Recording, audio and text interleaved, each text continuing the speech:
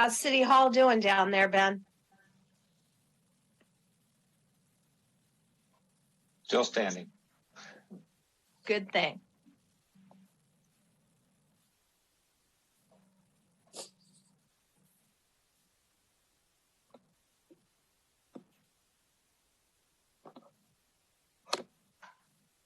I do hope that you'll come inside when we start meeting in person.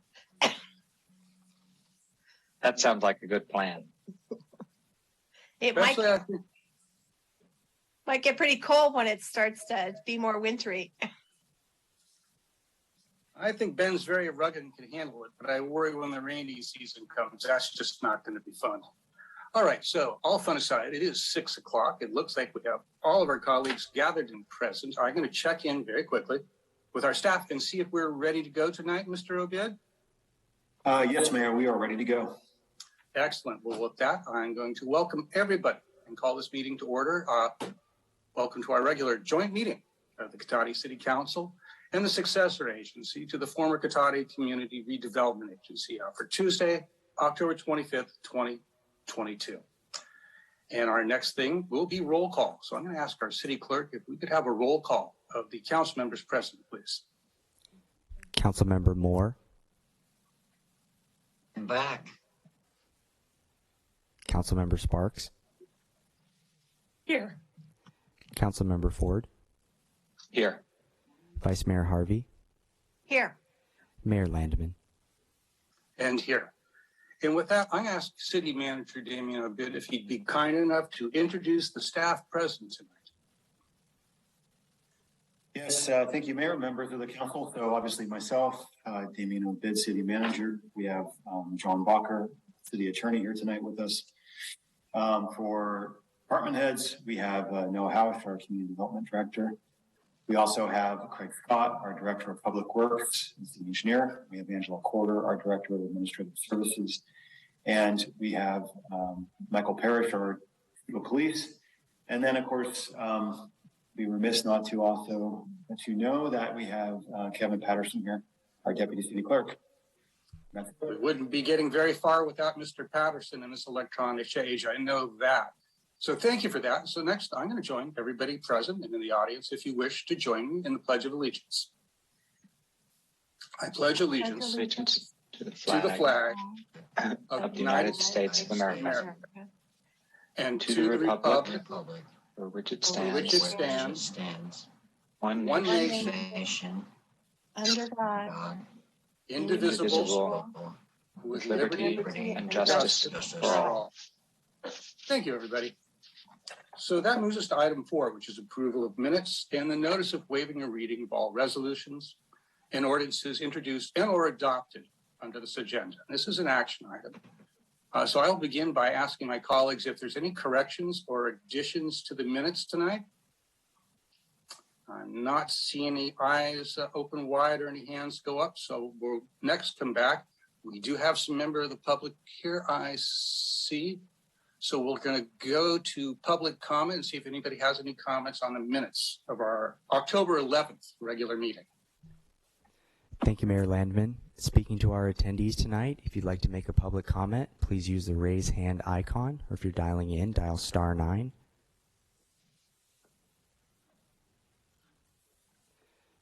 Myra Beebe, please go ahead. Unfortunately, this is her husband, Aaron has this, and I was unable to log in as myself, so I thought that might happen. Can you hear me? Yes, we can hear you well.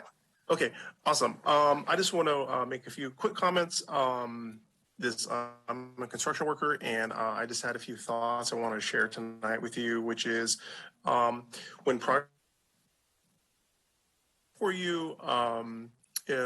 projects have prevailing wage in them, Aaron, I'm gonna stop you for just a second. I'm very happy and interested in what you have to say here, but this isn't the right time on the agenda for it.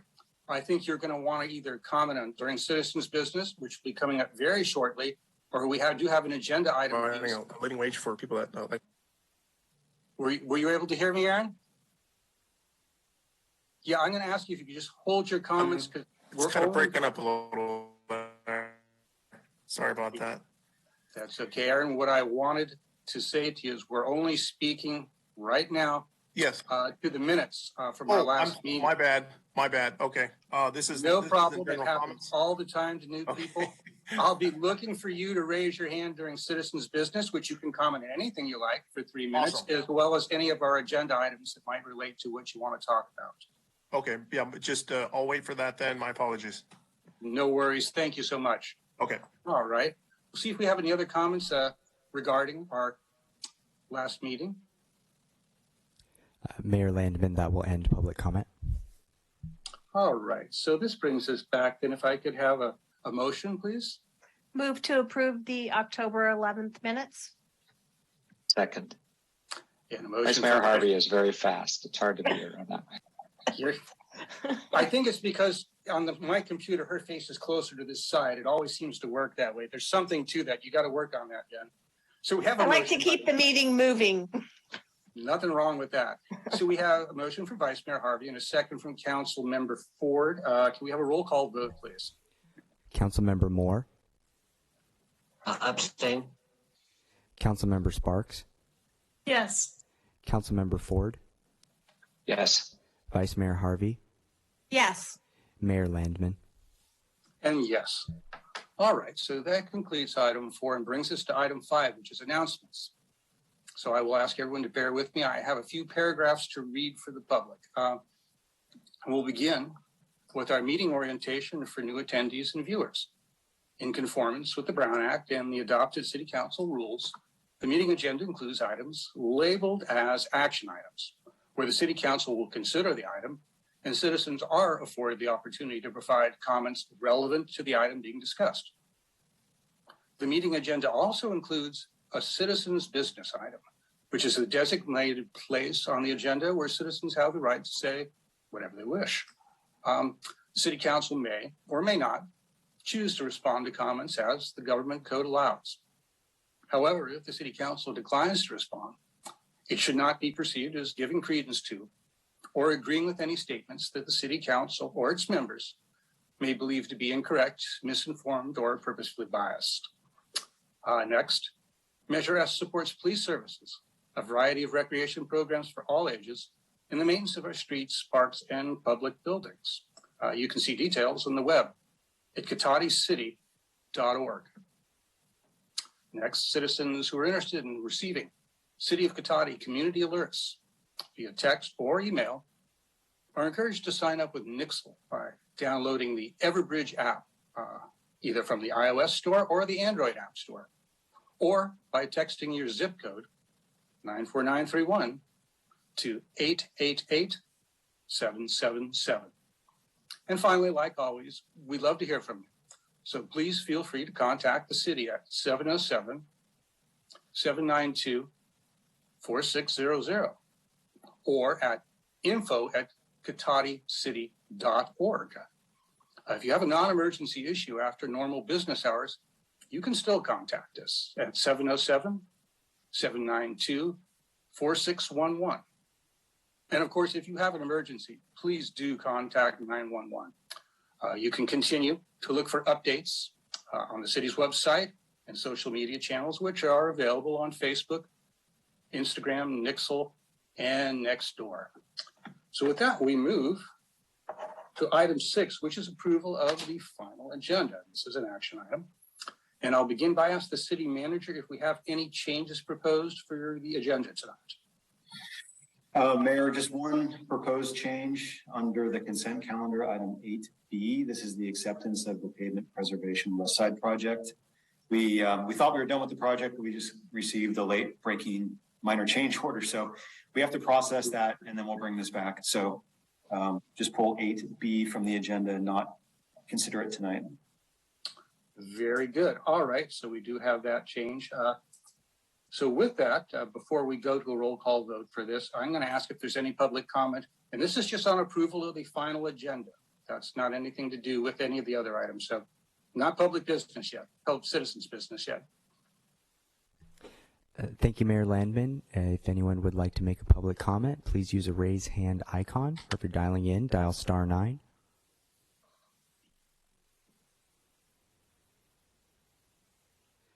Mayor Landman, that will end public comment. All right, I'll bring that back then. I'm going to ask for a roll call vote on approval of the final agenda, particularly as we made a change. Councilmember Moore, Yes. Councilmember Sparks, Yes. Councilmember Ford, Yes. Vice Mayor Harvey, Yes. Mayor Landman. And that's a yes for me. So this brings us now to item 7, which is citizens' business, and also public comment for our consent calendar items as well. And I do have one short, relatively short paragraph that I'd like to read for the public about this. And that is that any member of the public wishing to speak to the council on any item or items listed on the consent calendar, or any matter or matters not listed on the agenda that are within the subject matter jurisdiction of the council, may do so at this time. Pursuant to the Brown Act, the council is not allowed to consider issues or take action on any item not listed on the agenda during this period, though. Pursuant to City Council Policy 2021-01, comments of any member of the public are normally restricted to a total of 3 minutes in length per person for matters not on the agenda, and a total of 3 minutes per person in length for any and all items on the consent calendar. The mayor may extend the time limit for a reasonable time where a disability accommodation has been requested. All right, so with that, let's open citizens' business tonight. Thank you, Mayor Landman. Speaking to our attendees, if you'd like to make a public comment, please use the raise hand icon. The Zoom name says Myra Beebe. I believe it was Aaron. You have the floor. Yes, can you hear me? You come across just fine, Aaron. Go ahead. Okay, great. Thank you, Mayor Landman and Cotati City Council for your patience.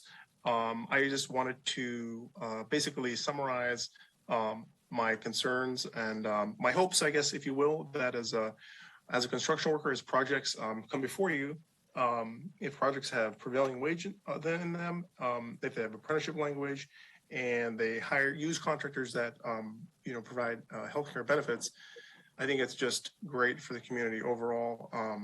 I've been working as a construction worker for the last 30 plus years.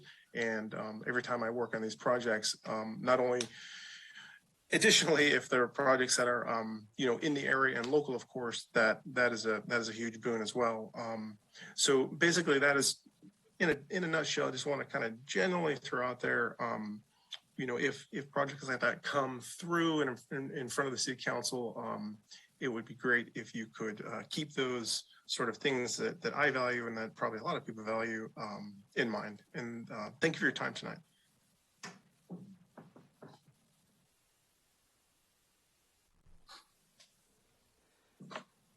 Mayor Landman, that will end public comment. All right, thank you. Well, then, with that, we'll bring it back, and we do have approval of the consent calendar in front of us with 3 items now, just A, C, and D. So I'll begin as always by asking my colleagues if any council member wishes to pull any item. Now would be the time to let me know, and I'm not seeing any hands go up. So with that, if there's no discussion or anything to be pulled, I'd like to see a motion in a second, please. Move to approve items A, C, and D of the consent calendar. All right, that's a motion from the Vice Mayor. Second. And Councilmember Ford by a nose. Thank you for a second. I should get a stopwatch before we're done with this and do some random timings. Okay, so we have that. Could we have a roll call vote, please? Councilmember Moore, Yes. Councilmember Sparks, Yes. Councilmember Ford, Yes. Vice Mayor Harvey, Yes. Mayor Landman. And that's a yes for me. So that brings us next to item 9, which is our direction on future agenda items. And I'll ask my colleagues if anybody has any direction tonight for us. And seeing none, we will quickly then move into item 10, which is a public hearing. This is 10A. And this is an ordinance to introduce the 2022 California Building Code as adopted by the City of Cotati, as well as provide staff some direction on some optional programs, which are listed here. So we'll go to the staff report, please. Thank you, Mayor Landman. The item 10A before the council this evening is, as identified, the 2022 California Building Code update. I'd like to introduce Eric Seabrook. He's the city's contract building official.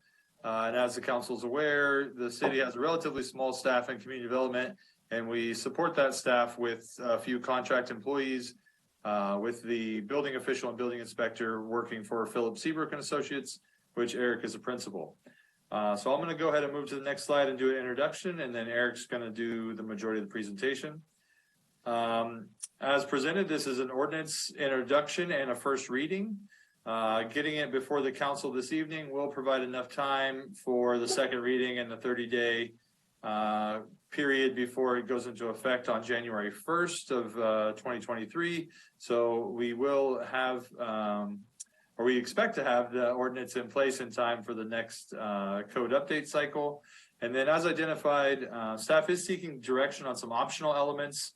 They would be addressed through future actions.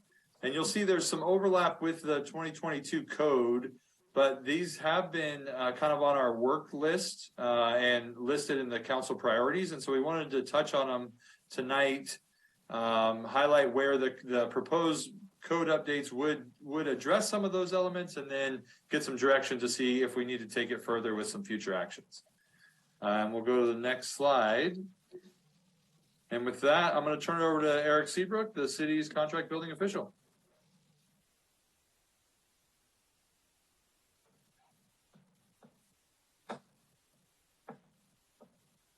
So Eric, we can't hear you. I can see you and you're not muted, but.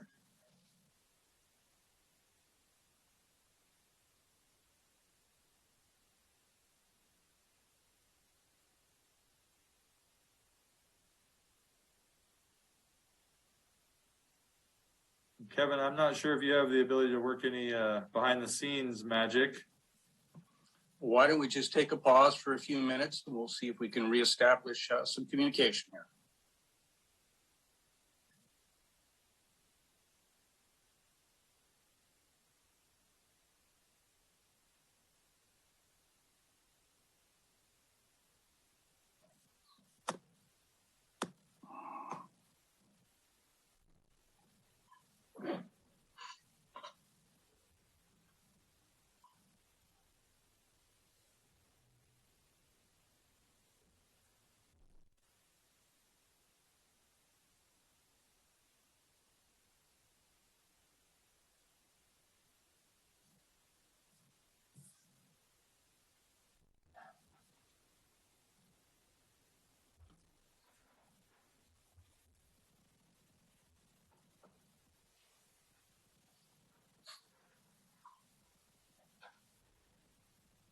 Mr. Seabrook, if you like, I can read off the number to call in and do the audio over the phone. I'm going to line. I'm kind of coming in over the phone now. You are coming through a little bit there. You can hear me now? Yes, we can. Okay, good. I guess I don't need to come in over the phone. Very quiet though, Eric, if you could speak up.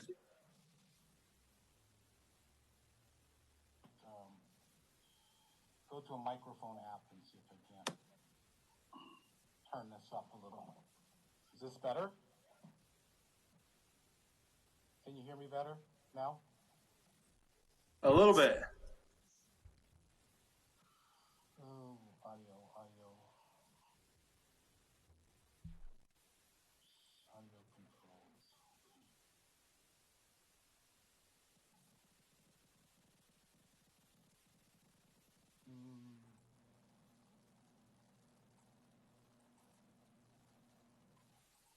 I might suggest, although I understand it's sometimes difficult to do when you're trying to present and concentrate, if we could just move forward perhaps with Mr. Seabrook, if you just attempt to speak very loudly. And I know that's frustrating, but perhaps that'll do. I mean, we can hear you pretty well, but I want to make sure everybody has a good chance to hear you.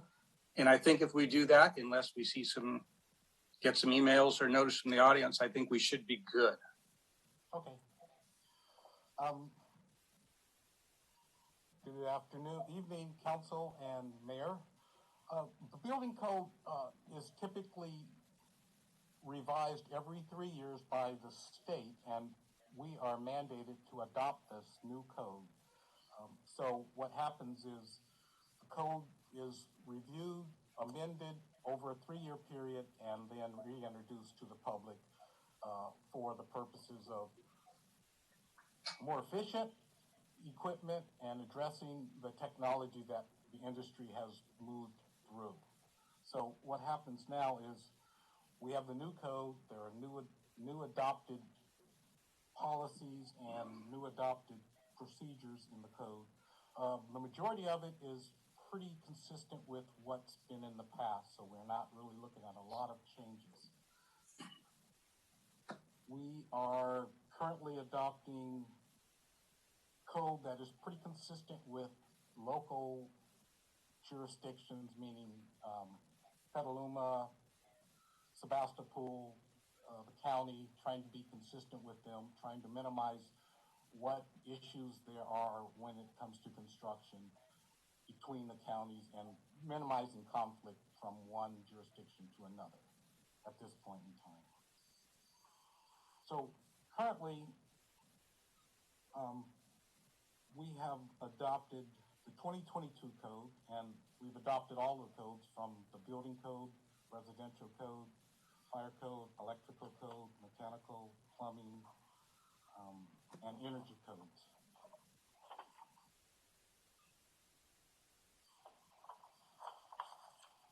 Are you still hearing me well? You're working fine, Mr. Seabrook. Okay.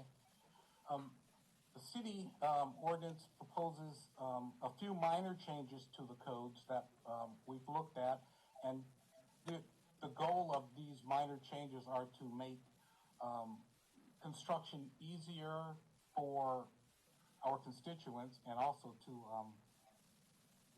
minimize, set a standard, help the standard be a part of what needs to happen, and it makes it easier for applicants to do some constructions, and primarily some of those things are signs, patio covers, grading, and emergency housing. So these are some of the appendices within the building code that we are proposed to adopt at this point in time. Emergency housing addresses in the event that there's an earthquake or other event that needs to get addressed when there's a lack of housing. We can immediately move into position to address those conditions. Patio covers are pretty much a fairly non-invasive type of product, and it can be a real standard that we can really give to our community so that they can construct that without professional designers and adding to the cost of everything. Other appendices that we're adopting are in the plumbing code, which gives us alternate methods other than specific code requirements, which are accepted on many levels as far as design of systems, plumbing systems, stormwater systems, and materials used to able to be installed within buildings.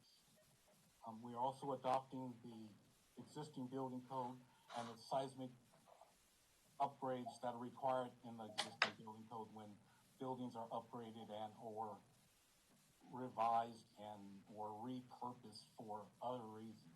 So we've seen that a couple of times in the community, and though it's not used a lot, it still helps when making that building safe and a little bit more up to code requirements that we would like to see, and it keeps our community as safe as possible. We are also looking at green building and green building construction.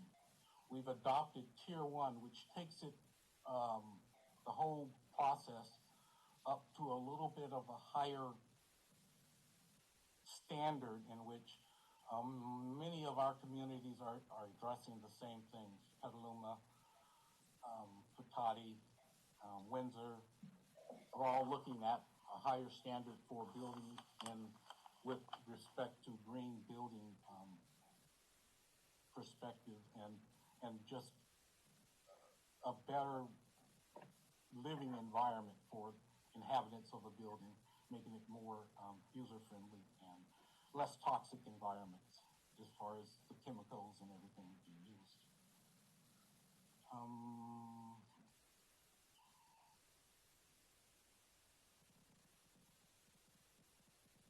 The majority of our code changes that the state has implemented are moving toward more consistent language between the codes and also removing any ambiguity that was previously in the codes that generated conflict and others, just leaving decisions that potentially were not necessarily compliant but gave a door for those situations. So a lot of that was just completed and cleaned up and consistent language. Let's see, residential code, we're looking at addressing a more harmonious environment, and the codes are having or are putting in place opportunities for a person to what they call age in place, and which means it's more adapts to an older individual with perhaps handbars and shower compartments that will accommodate wheelchairs or have the capacity to be adapted to such things. So a lot of the aging in place issues with the new codes address adaptability for a single family dwelling and or multifamily dwellings to address aging in place, so that a person may need a ramp to get into their home, doors widen, so perhaps door widenings are already there. Just user things that would allow an individual to be more comfortable and not necessarily have to move because of their existing conditions are too expensive to address. Also, the energy code is looking at energy storage systems and a mandate that either the new construction has access to energy storage, and also currently, let me back up a second. Currently, there is a requirement that there be PV systems on a building, provided it is in the right location and it has the right roof area and orientation to accommodate that.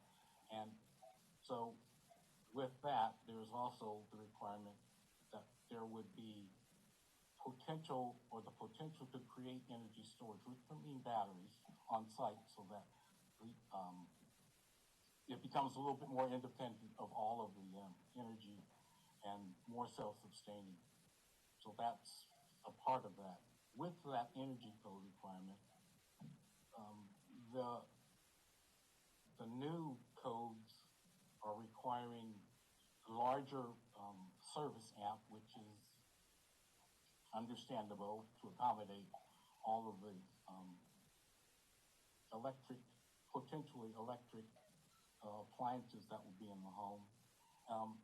Currently, there's options to have gas and or electric, but when there is gas, then these appliances at those locations would also require that outlets be installed and those systems be available should that house or that residence go completely electric. And as you all know, we are heading in that direction.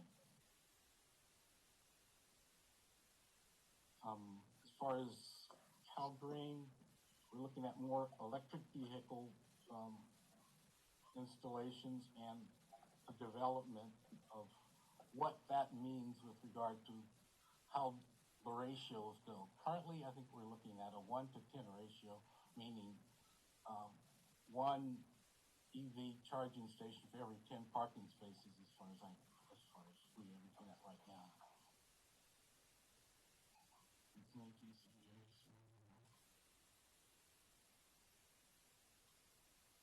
Solar systems shall all have a capacity for an annual budget based on the amount of roof area that they have to generate electricity on solar panels.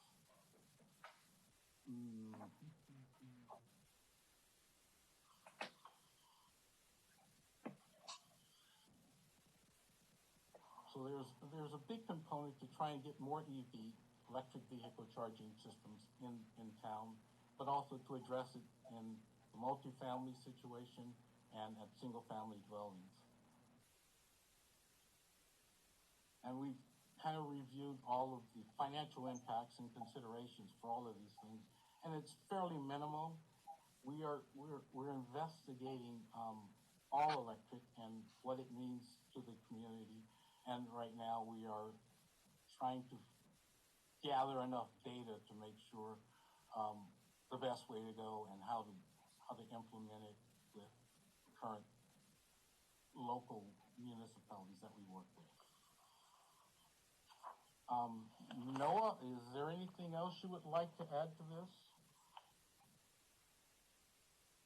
Sure. Thank you, Eric, for the summary of kind of where we're at. And then if we go to the next slide, it highlights what Eric was pointing to with kind of some of the things that are in front of us. So as he identified, the current 2022 code is not a REACH code, but it does require all existing single family homes and multifamily to be electric ready. So even if somebody chooses to install gas, the size of the panel and the conduit needs to be there so somebody could very easily upgrade to electric appliances if that was the case.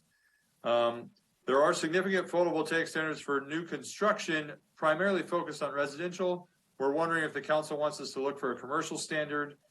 We have not done the financial analysis, as Eric indicated, to come up with a recommendation on that specific amount of solar. Staff was thinking, just given the variety of different types of commercial uses and sizes of buildings and demands, a 40% number would be a good target, with some caveats built into to allow for site-specific constraints, like a giant oak tree covering the building, as an example. While the current code does talk about expanding EV infrastructure for additions and when new buildings or changes are made to existing parking lots, we wanted to create an EV charging threshold across all land uses, and we're recommending a minimum of 1 charger per 10 units or 10 required parking spaces, whichever would result in more EV charging. And then one thing that Eric didn't touch on that is in the appendices is tiny home standards. So it's important to reference, this is not zoning. So it does not allow tiny homes. It does not allow any changes to what the zoning code would permit as far as home sizes, et cetera. But there are some unique elements to the tiny home code that we see as a benefit. And a good example, I think, is lofts. So most of us have been to a cabin or a home that was built that has a loft space that maybe has a ladder up to it or a spiral staircase. And it gets, it's used as a bedroom or a shared kind of storage space. And the current building code, you actually cannot do that anymore. Loft space with those, what we would typically call in today's code, a substandard access, so the ladder or the spiral staircase, isn't code compliant. This 2022 code update recognizes that certain loft access, very steep staircases or spirals are beneficial. And so we see that as a nice allowance to have in our code, especially as we move into some of the cottage housing allowances that may create some flexibility for construction of those types of units. And then lastly, there's been a push to get a certification for EV charger installation, and we have put that before the council to ask for direction. Again, all of these, with the exception of the tiny homes, are not in today's ordinance, but we could come back with additional updates should the council provide that direction. And with that, we'll go to the next slide. which is the recommendation from the department that the Cotati Council introduce and conduct the first reading of the ordinance to update and amend the California Building Code for this cycle and provide staff direction on some optional programs for future updates that we discussed. And then the last slide just identifies that we are available for questions. All right, well, let's do that. Let's open it to questions from the council for staff, and I'll see if anybody has any questions. Councilmember Moore, followed by Councilmember Ford. Thank you, Mayor Lyman. Thank you, Eric and Noah, for that presentation. As I was going through and reading the packet, and I looked at the packet, page 82, and the suggestion on the electrical vehicle charging infrastructure. And when you're indicated a starting point of discussion, staff recommends requiring multifamily and commercial of 1 EV charger for each 10 residential units. My initial thought on that was that appears to be minimal. Can you elaborate on where you came up with that number and why? Yeah, so you might recall, Councilmember Moore, when we had the discussion on cottage housing, there was kind of a big push to require a significant amount of EV charging, even considering 1 per unit. One of the things that came out of that discussion that was identified by one of our architects that we contracted with was if a developer is required to install a significant amount of electrical infrastructure to serve their property, they are also potentially required to significantly upgrade the entire PG&E infrastructure to bring that power to their site, which could essentially kill a project. Right now, as Eric identified, we haven't spent a significant amount of research understanding the full financial implications of what the true cost would be as you level up that amount of amperage to serve those chargers. And then also in government, it's generally beneficial to go incremental because there's always unintended consequences. One of those things was just that I was trying to point out with the upstream PG&E infrastructure. And right now, given the number of electric vehicles that are being driven and are on the road, we feel this is a good starting point that then we could build on incrementally as the demand grows and as more and more of us are driving electric vehicles. Are we not requiring a higher amperage on these units under the new codes now for many of these residences and multifamily units in order to accommodate potentially greater electrical appliances, et cetera? Yeah, and I should point out, and you're absolutely right, we do require the panel to be, for a single family home, to be 225 amps and to have a dedicated electric vehicle charging outlet. So this is in addition to single family and multifamily standards that already exist in the code. We are adding to that. So I just want to highlight, this is like every new single family home will have the ability to provide EV charging under this code. The 1 per 10 is intended to apply to commercial, industrial development, those types of things. And then if there's a deficiency in multifamily housing where we have 1 space or 1 charger for less than 10 units, we would bump that up to get to that minimum that we're recommending. And it seems like Eric has something to add.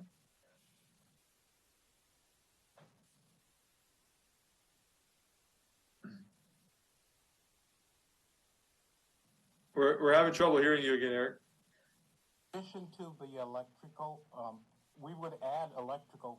It's a mandate anyway that at the stove there would be the available power for electric. At dryers it would be. At water heaters, they all would have the capacity at that location to address an electrical appliance at those locations. In the event that as those appliances become more efficient, you can almost see that people will move in that direction. So the infrastructure will already be in place so that there's no need to really worry that that's not going to be available.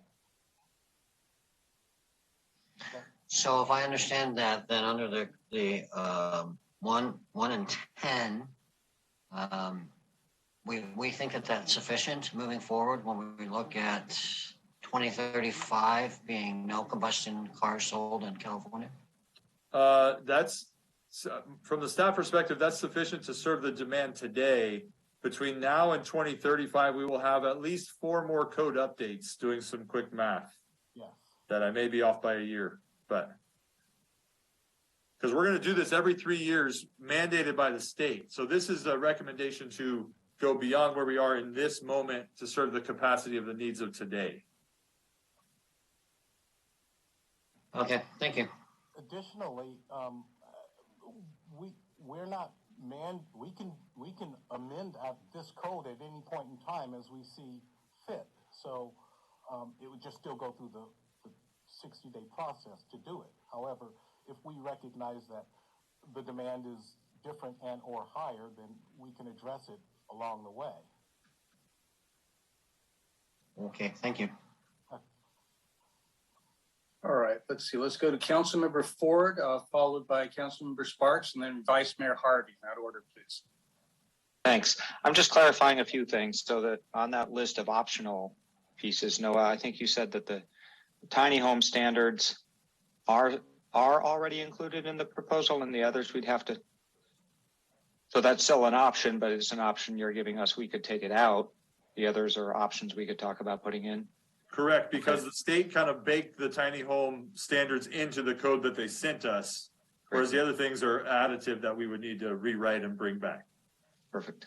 And the proposed ordinance would include staying at Cal Green Tier 1? Correct. And last was, so Eric mentioned, like an all electric reach code or something like that, said you're currently looking into that. Is there any advantage to doing something like that at the same time as a building code update, or does it not matter? Eric, I'll let you answer that one. My thought is, we just started to touch on that, and I think I would prefer a little bit more research to best approach that so that we can understand and be able to implement it with a pure understanding of what it means for the community. Okay. So you don't see any advantage to making a change like that at the same time as the building code is updated? Not necessarily, and there again, it can be done any time in the process between now and the next 3 years. It's just a matter of going through this process and would basically be amended to what we will adopt for the 22 and 2 codes. So right. We're not stuck with this forever just because we've adopted it at this point in time. It's amendable. Sure. Thanks. Uh-huh. Thank you, Councilmember Ford. Councilmember Sparks. Thank you. I had just a couple of questions about the EV ITP proposed insert on packet page 83 and 84. I noticed it was the wording level 3 EV infrastructure was inserted, and then some of the stuff about the ratio of apprentices and apprenticeship was removed. And I looked through and saw that similar language without those changes was adopted in Rohnert Park and I believe San Anselmo recently, and maybe even Petaluma. So I was curious if you could just explain why those changes were made, the ones in purple. Thank you. No, I'll hop in here.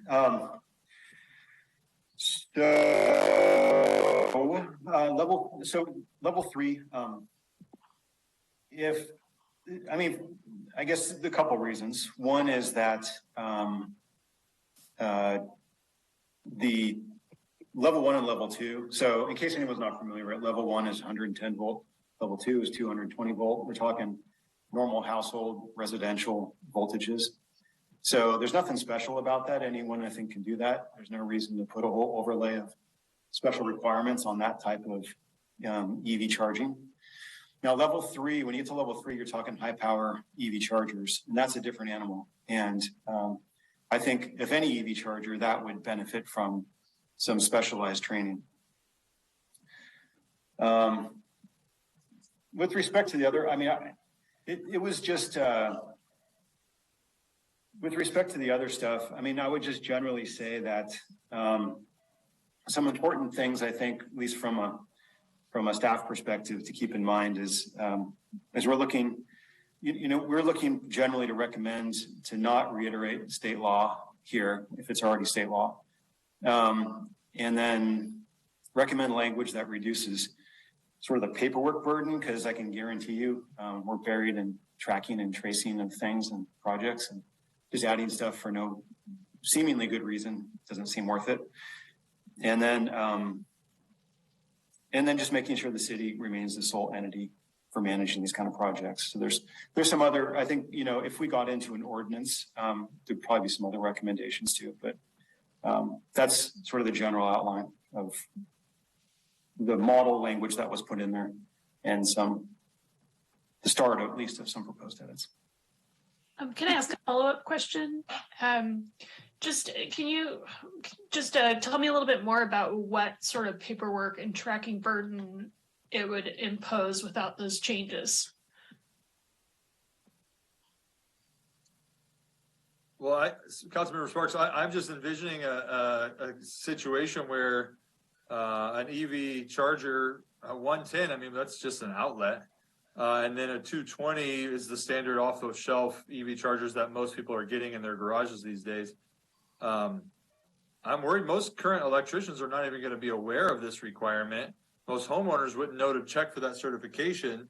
And then because it's such a new thing, if we're requiring it, what's going to happen is a lot of our standard electrical contractors are going to come in, getting a permit, trying to do the right thing, and we're going to deny their ability to pull those permits because they don't have this cert. And then the likelihood of that work getting done unpermitted, I think, would go up. Where the city manager's point about once you get beyond those kind of 40 amp chargers and you're using significant amounts of power, then it's commercial level, and that certification will be done by a higher level contractor or electrical contractor. So I need to ask one more follow-up question because now I'm a little confused. I thought that this was only applying to projects that were funded by the city and not to just anyone trying to put a charger in their garage. Am I misunderstanding that? No, you're not. That is accurate. It's for city. So yeah. That's my mistake. I'm not the most familiar with this request. It kind of came out of a unique place, and I have not familiarized myself with all the ins and outs. I apologize. The certification requirement. That's no problem.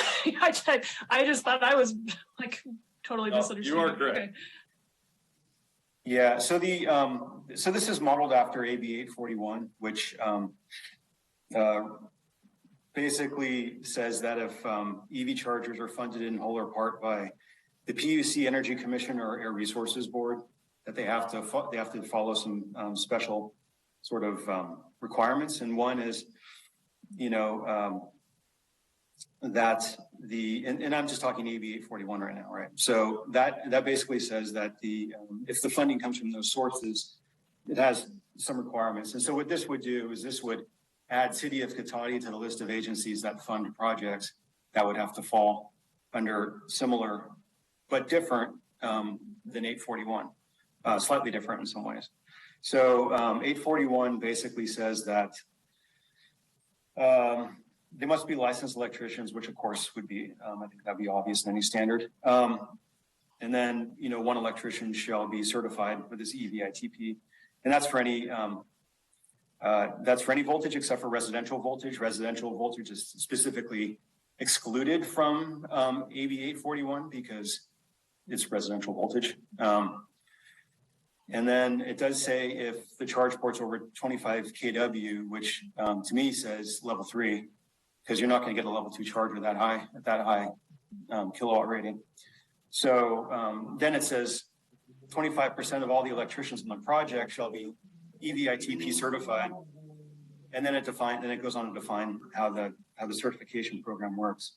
So the model language that is in the packet sets a minimum of one certified electrician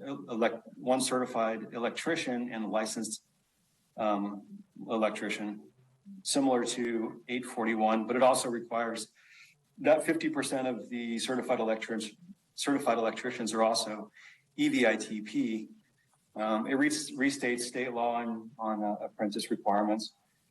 It says that apprentices are exempt from certification, but they have to be they have to be registered with a state-approved apprentice program with a graduation rate of at least 60%. The contractor must track all EV work, including EVITP electricians, and it must be made available to the city or EVITP whenever requested. And EVITP can come into projects and make random quality checks of work. Contractor must complete and sign a compliance form with the bidding, and the contractor may be penalized if they don't comply with this. So it adds a lot of minutia in there that then the city would be kind of on the hook to track and then potentially penalize contractors if they don't meet it. And so I guess just what I'm saying is I would recommend something much more streamlined and only for level 3 type chargers. But the exact language isn't in front of you tonight. It's really just to get initial feedback on it from the council.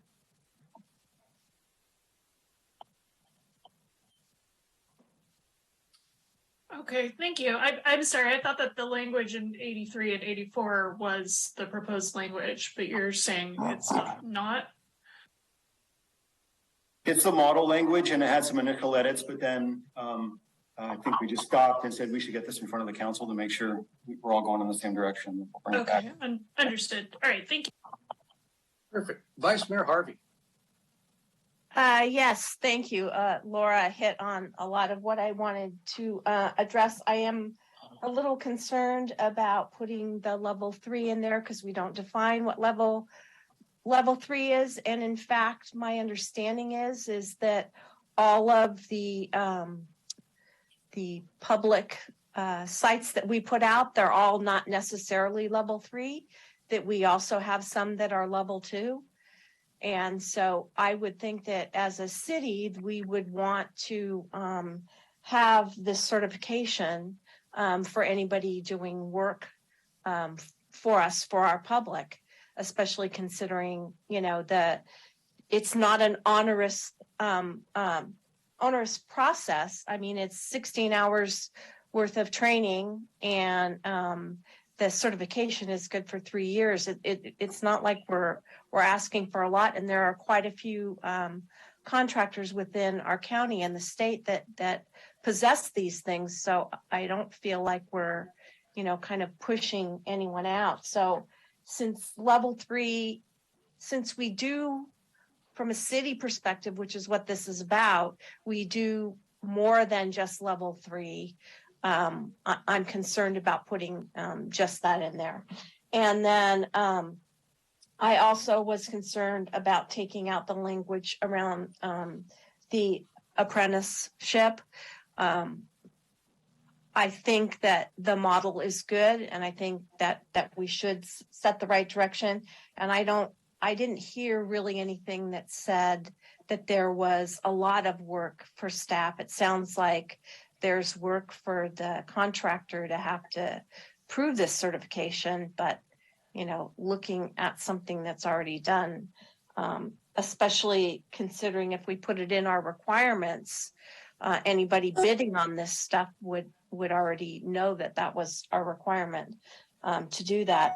And lastly, I'm concerned, since this is a model and it's kind of, you know, in Sonoma County, a lot of times what we do is do these model ordinances, and it provides consistency within the county so that contractors from within the county, you know, don't have to worry, oh, well, it's the same in the county, except, you know, this is stricken in this city and this is added in this city and this is. So I'm concerned if we start, you know, making changes and modifying it, that we're kind of setting ourselves up really even for more paperwork, because the poor contractors don't know where we're different than anyone else. So those are kind of what I'm concerned about. So I didn't really hear anything that led me to believe that it was a whole lot of work to do. And I am concerned about putting the level in there. So that's my 2 cents worth right now. All right, thank you. Yeah, couple of just quick, I have plenty of comments, but I'm going to save those to when we come back. Question for staff. How big, roughly, I have some answers I've heard, but is it fair to say that our pool of EV-ITP certified installers in the county is relatively small at this point? I think that's a fair assessment. Yeah, I had heard numbers as low as were shared with me, is as low as 8. Largely, I believe at this point, at least listed, being mostly union-related installers. And if you have a low pool of installers, then could that tend to increase costs potentially? Substantially, yes. I think it would be in the realm, not necessarily always, but certainly within the realm of possibility. And lastly, more my concern, I noted some years back when we started to see, fortunately, a boom in people being interested in installing solar. A lot of solar work is very small, and a lot of it's done by essentially mom and pop, very small solar installation people. And there was an interest in making sure that larger, more complex installations that require better trained, higher level electricians to do were done that way. But we also were very concerned, at least at Sonoma Clean Power, about protecting local electricians in the county where there wasn't really a requirement. The basic concept that came to us was, well, if we don't really require that level of expertise, then we shouldn't exclude them from this. And I want to kind of go back to something that Noah hinted at, regardless of whether this is work that includes, it doesn't at this point include residential, but even if it is just work for the city, if we require this level of training, even if it's not required, even if we're putting in something that's essentially 220 voltage, household standard, if we require that sort of thing, could we be cutting out a lot of local contractors in that essence?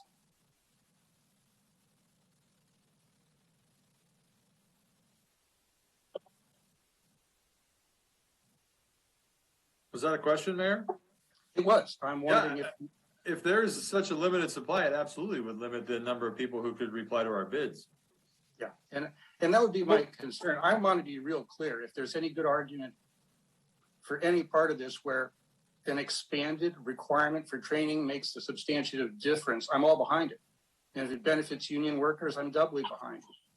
But if it's not truly required, and if it doesn't, and if it tends to cut away some of our local, smaller mom and pop operations who can safely do the work, then I'm not sure if it is as beneficial sounding. So those are probably things I'd like to hear more about when we come back.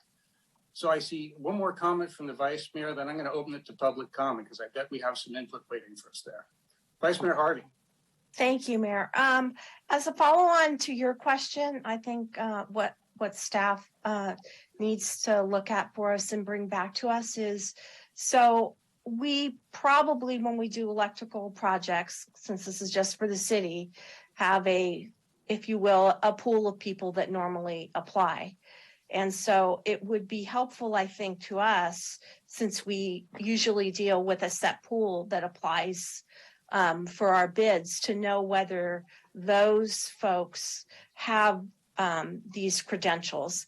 And my understanding is while the mayor said that there's 8 contractors that have it, they have many electricians that work for them. So it's a one-to-many as far as that. It's not 8 electricians, it's 8 firms that may have many people that work for them within that.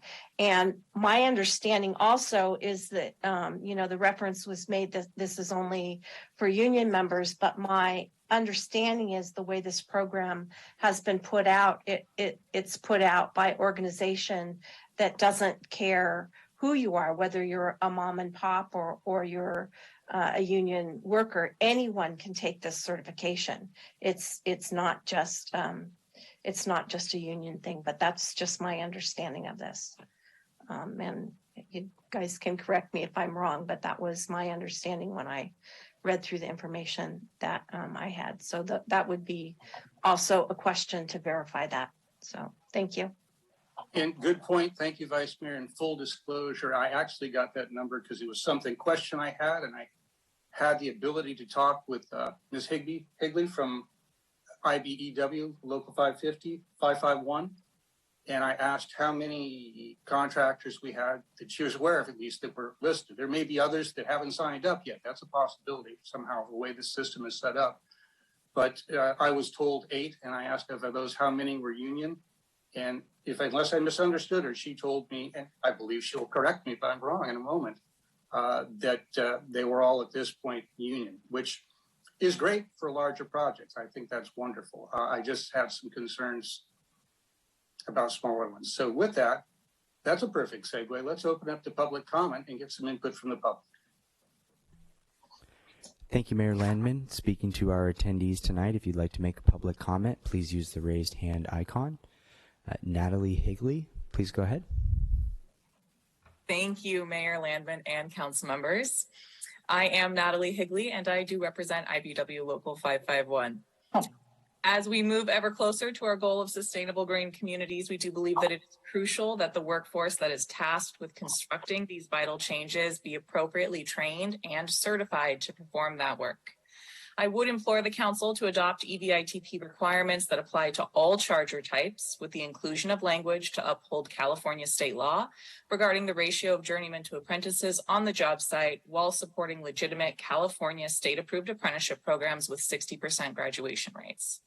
The cities of Petaluma, Rohnert Park, and San Anselmo have already adopted these requirements as mentioned. State legislation, as mentioned, does require EVITP certified electricians on all energy agency funded projects. The United States Departments of Energy and the Departments of Transportation have told all 50 states that EVITP should be required on all federally funded projects. EVITP trains specifically state certified electricians on the proper installation of electric vehicle support equipment, with a heavy emphasis on electrical and fire safety. The main basis behind this program is ensuring that both workers and consumers are safe when utilizing these products, as there is a significant amount of electricity being utilized here, even on the level 2 chargers, which are what are most commonly installed in public spaces at this time. There is no cost increase to the city by hiring an EVITP certified electrician, as these are prevailing wage jobs, and EVITP does not change the job classification of the worker who holds it. The program itself is open to any state certified electrician who wishes to take the course, which is, as mentioned, a short online 18 to 20 hour course with in-person testing. There are 8 contractors who are currently listed on the EVITP website as being in Sonoma County and certified. Those are, again, just the contractors who will have multiple electricians working underneath them that are EVITP certified. I would, and I have sent information to probably everyone on the call at the moment, with contact information for the individuals at EVITP to receive an independent presentation and to be able to ask questions of them about their organization and its structure. In order for contractors to be placed on that map, they do have to reach out directly to EVITP. So not all contractors are going to do that. There are many more certified electricians than there are contractors listed on the map. Currently, there are over 2,000 that are certified statewide. I just would encourage you to reach out to them directly, especially while considering an ordinance like this, and to really receive that independent presentation to clear up any misunderstandings. And to also encourage you to move forward with an ordinance to require these certifications. We certify fast food workers, we certify firefighters. There is no, out of time there, but really no profession that doesn't require some sort of certification. Thank you. Do you need a second more to wrap up your thoughts, Natalie, or was that good? I think that could be okay for now. I just would, again, encourage you to reach out directly to EVITP, and I'd be happy to help facilitate that. All right, thank you. Jenny Blaker, please go ahead.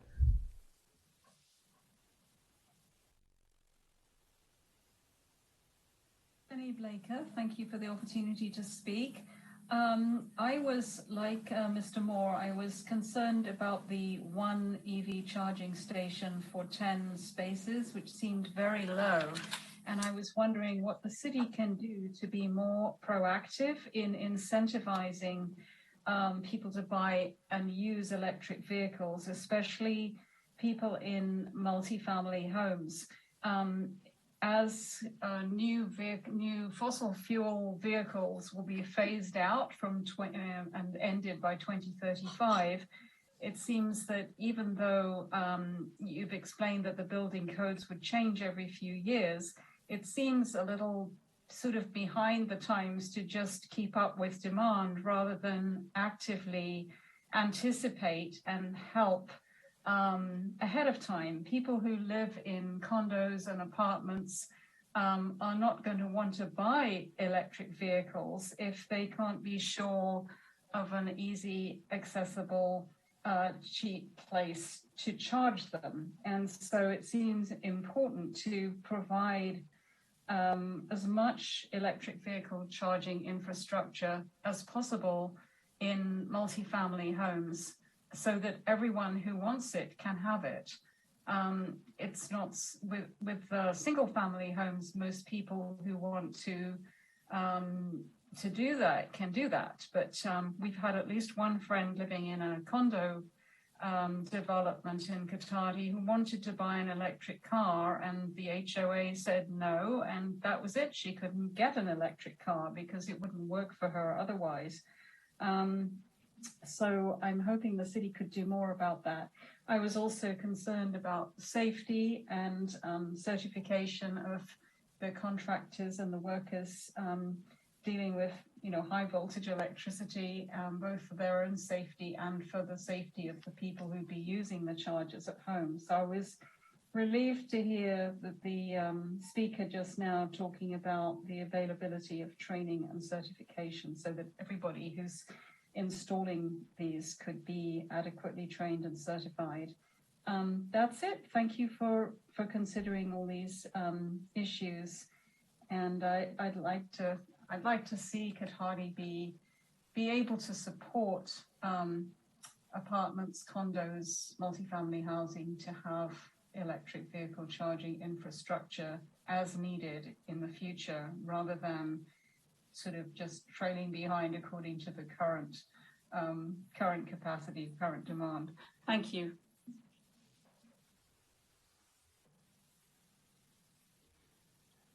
Mayor Landman, that will end public comment. Great, we'll bring this back then. So let's see. So we're recommended to talk about this. I imagine there will be some back and forth to some degree in IVITP between us. I'd like to ask though, as we do that, perhaps we can just go once in line, hit what we want to hit at that to start. And I would ask everybody also to give staff direction on the optional programs that are listed at the bottom of page 81. I'm sure we've all had a chance to look through these, and this was one of the key things they were asking for, so we could just give us our thoughts on that. And I will point out for members of the audience, if it isn't clear, these additional things, as well as EVITP, aren't things that we're talking about putting in tonight. I understand from staff these are things that would have to come back as amendments to this, hopefully in the relatively near future, most of them from my perspective. So with that, let's open it up for a round of discussion. And if we could have our thoughts on EVITP, as well as all the options that staff wanted us to comment on, that would be helpful.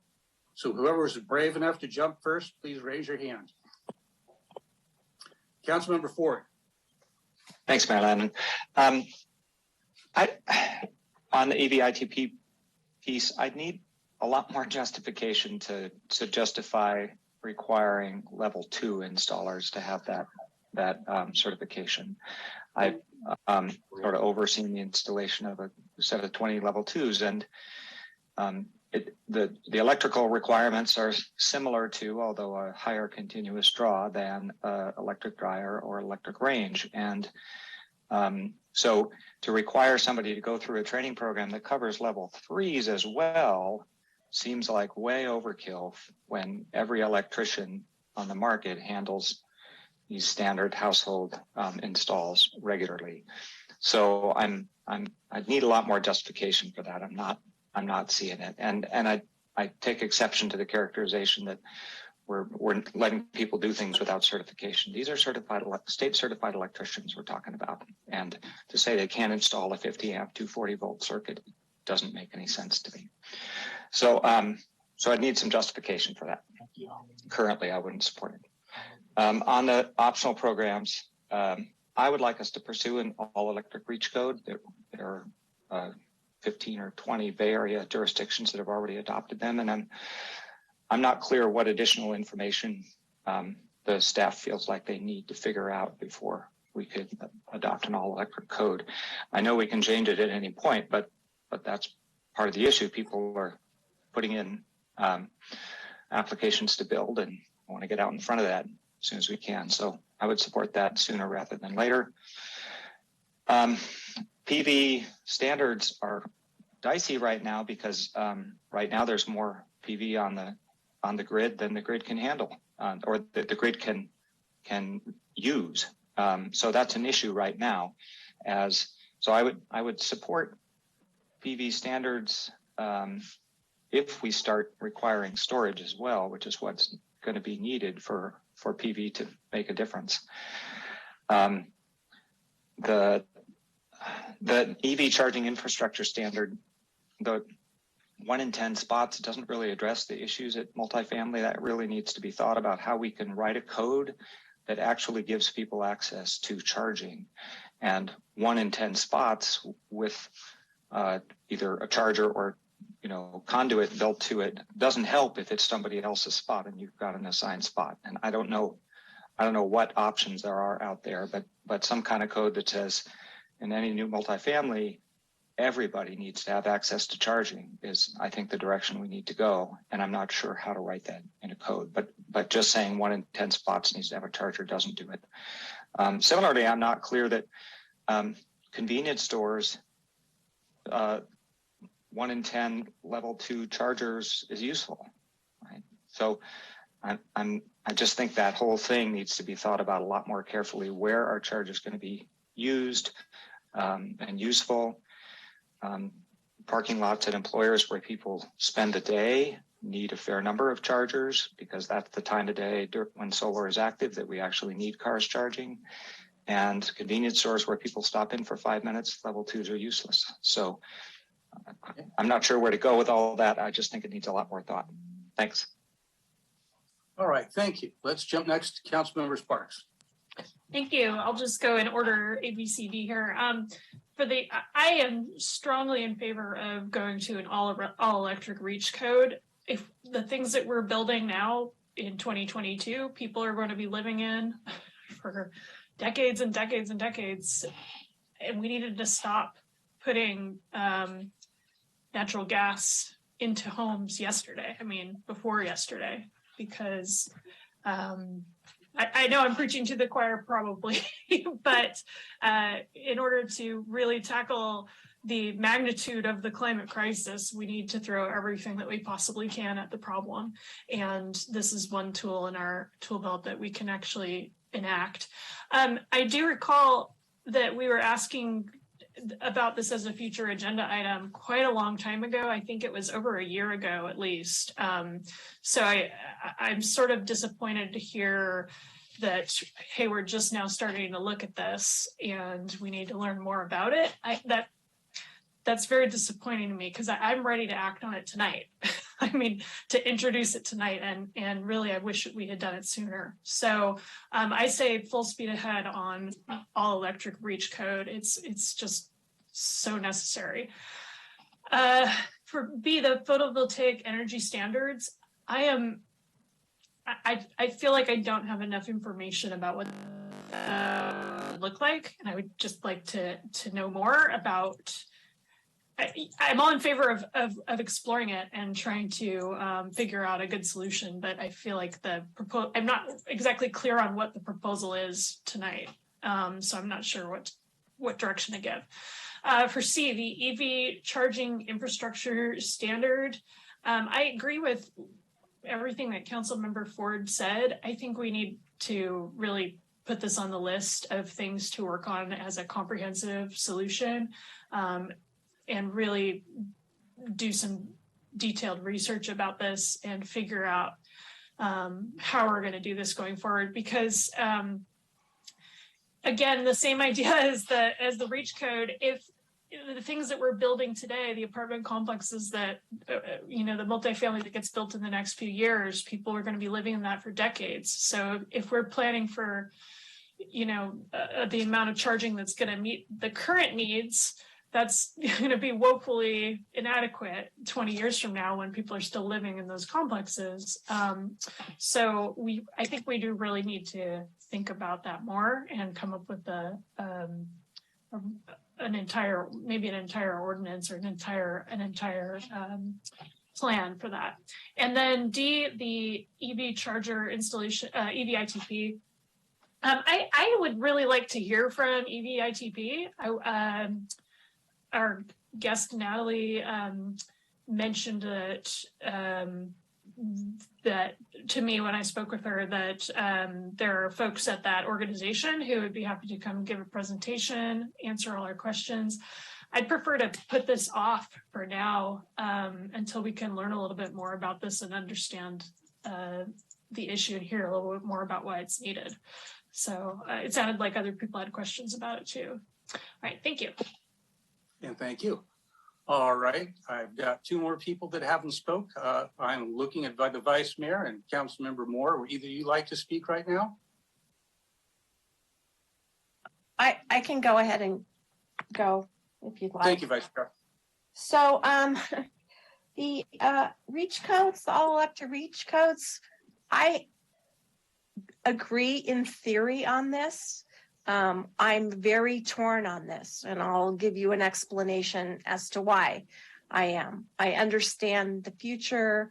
I understand our climate crisis, but I started in a house that was all electric, and I cannot tell you how many times I had small children and no power.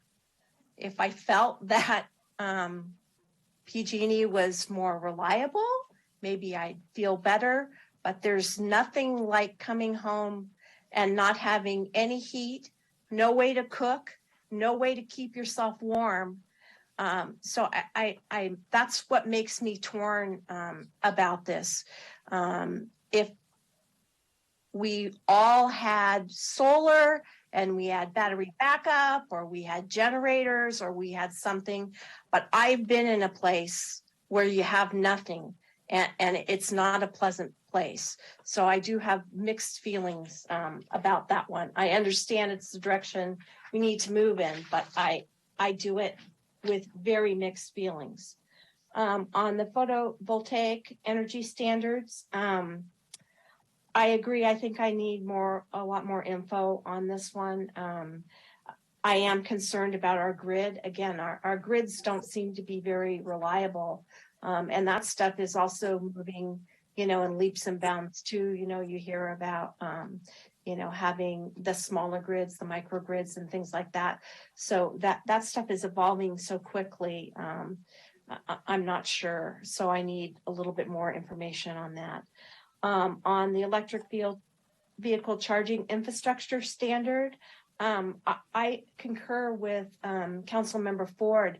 I think that it's really important to understand where people are parking and where they need those charging capabilities, because I agree with him. It would be really kind of silly to put a general requirement out there and have to have a 7-Eleven store or something that you just run into, a cleaners, and any number of things where you're just in there for a few minutes and put that as a requirement. And I think, so we have to kind of balance that, I think. And I like the consideration of where is it that people are for the longest periods of time so that they can get benefit. I like where they reside, where they work, things like that. That makes a lot more sense to me. And on the certified EV charging installation requirements, I would agree that I think we have to have the EV ITP folks come and give us a separate presentation on that. I think that we want this to be safe And it sounds like people aren't necessarily comfortable with the information that we've been given thus far. So I think that in order to get everyone on the same page, maybe it'd be worthwhile to reach out to the resources that were suggested to us. Because I think that we, in the long run, will want to do that. And if we are concerned about the levels, I think that that's one of the questions that we have to ask those folks, as well as find out really the contractors that we use, because we use a set number, how many of those folks do have these certifications or not. So does that help, Mayor? That's very helpful. Thank you. All right. Councilmember Moore. I do not really have any concerns regarding the suggestions or the direction that we're looking at based on the previous council members' comments. I do think that there needs to be some exception to the REACH codes where it's appropriate, especially in non-residential areas. Because there could be a situation where it's just not feasible for what they're doing, that it's all eligible.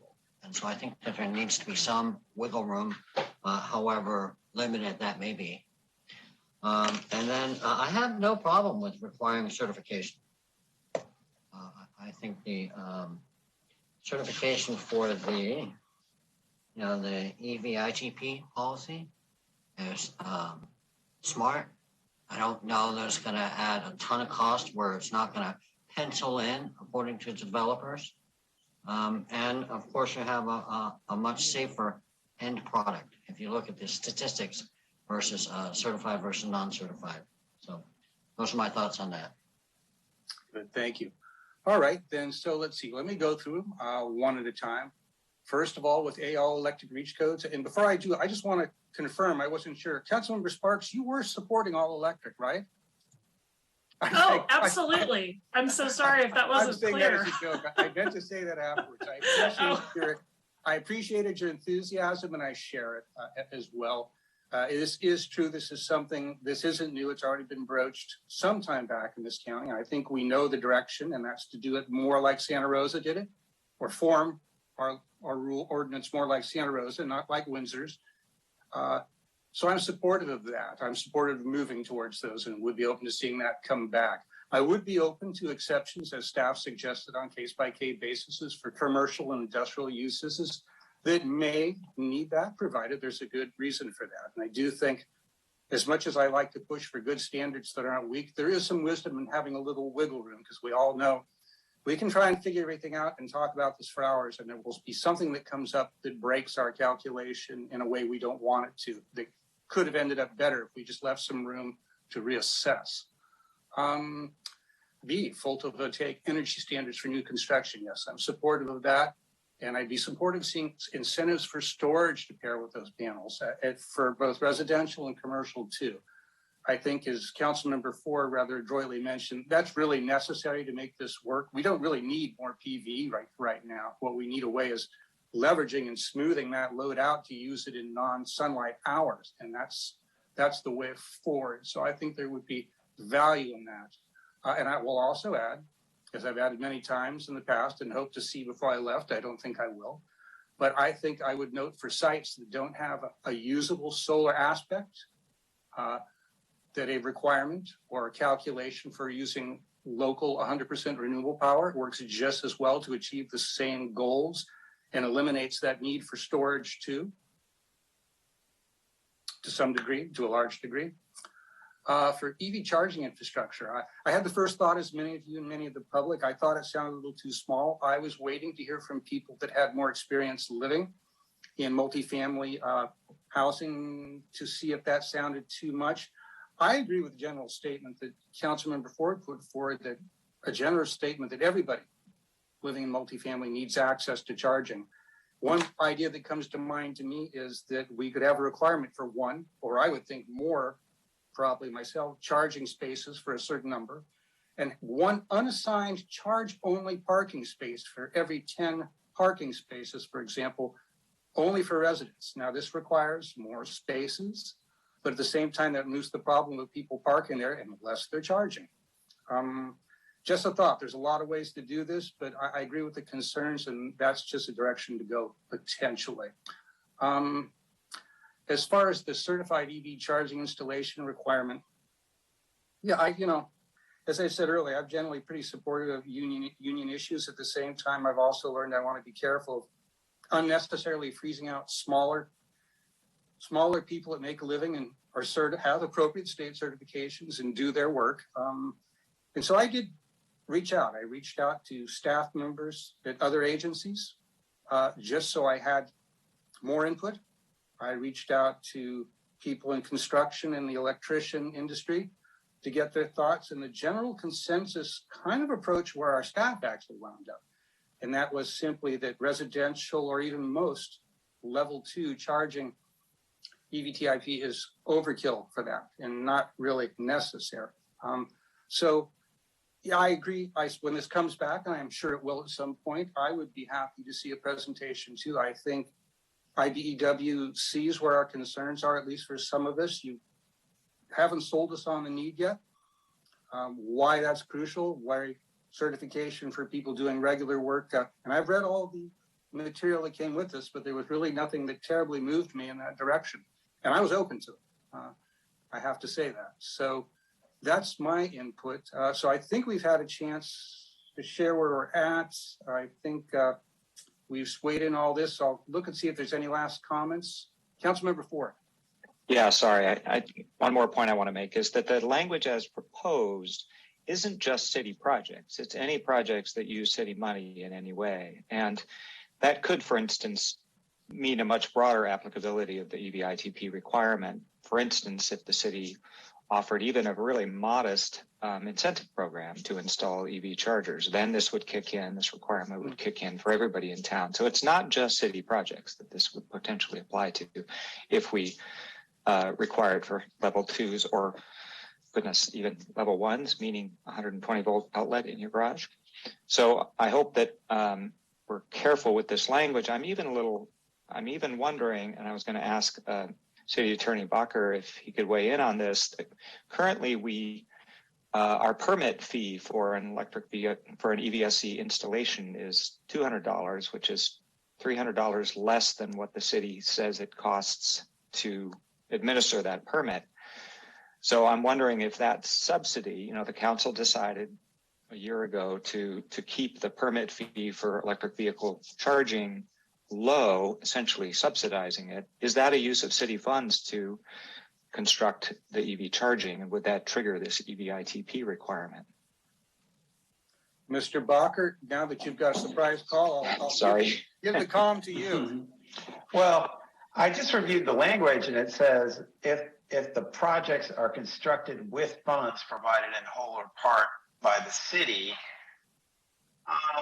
I'm not sure I would interpret that to include the reduction in fees for those types of projects. Although under the prevailing wage law has pretty similar language that has been interpreted to include fee waivers. So, I mean, it's our ordinance, so I think my interpretation would probably stand, that it wouldn't include that fee waiver or reduce the limit. Great, thanks. All right. And you've triggered one last thought from me. And this would be something in the future, so this would be a job for the future council to do. But if we do decide to go in this direction, if these numerous concerns are alleviated, we do find a need to go beyond what staff's proposing to a higher level of certification for lower voltage installations. I wonder if it would be smart to ask for a phase-in of a year or two, a few years at least, to publicize this, work with the local electrician community if for non-union, because I think the unions are ahead on getting certified in this. I think they've been working strongly towards this, and kudos to them for that.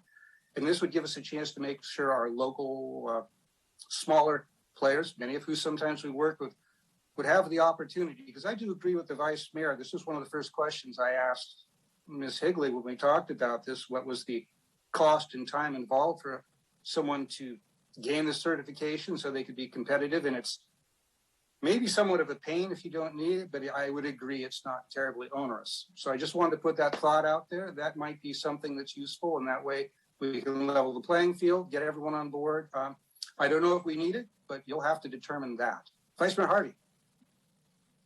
Yes, thank you, Mayor. Something that you said triggered something that actually Councilmember Ford has mentioned previously about the evolution of the charging. This stuff is rapidly advancing, faster than the speed of light. And it seems that, what we have today is not what we're going to have tomorrow. And so without having to change this all the time, if there's also a way that we can, write it such that we stay on top of what the different boundaries and levels of certification are, because my concern is that, this says level 3. Well, tomorrow, because of everybody moving to electric vehicles, everybody might have one of those in their homes. Because as we know, as we've seen with other technologies, they evolve so quickly that what looks like it's super powered today becomes very low powered tomorrow. So that's just a consideration, so we don't kind of bog ourselves down with that. All right, thank you. So let me ask staff, do you have adequate feedback on the optional items, optional programs that you wanted to hear from us?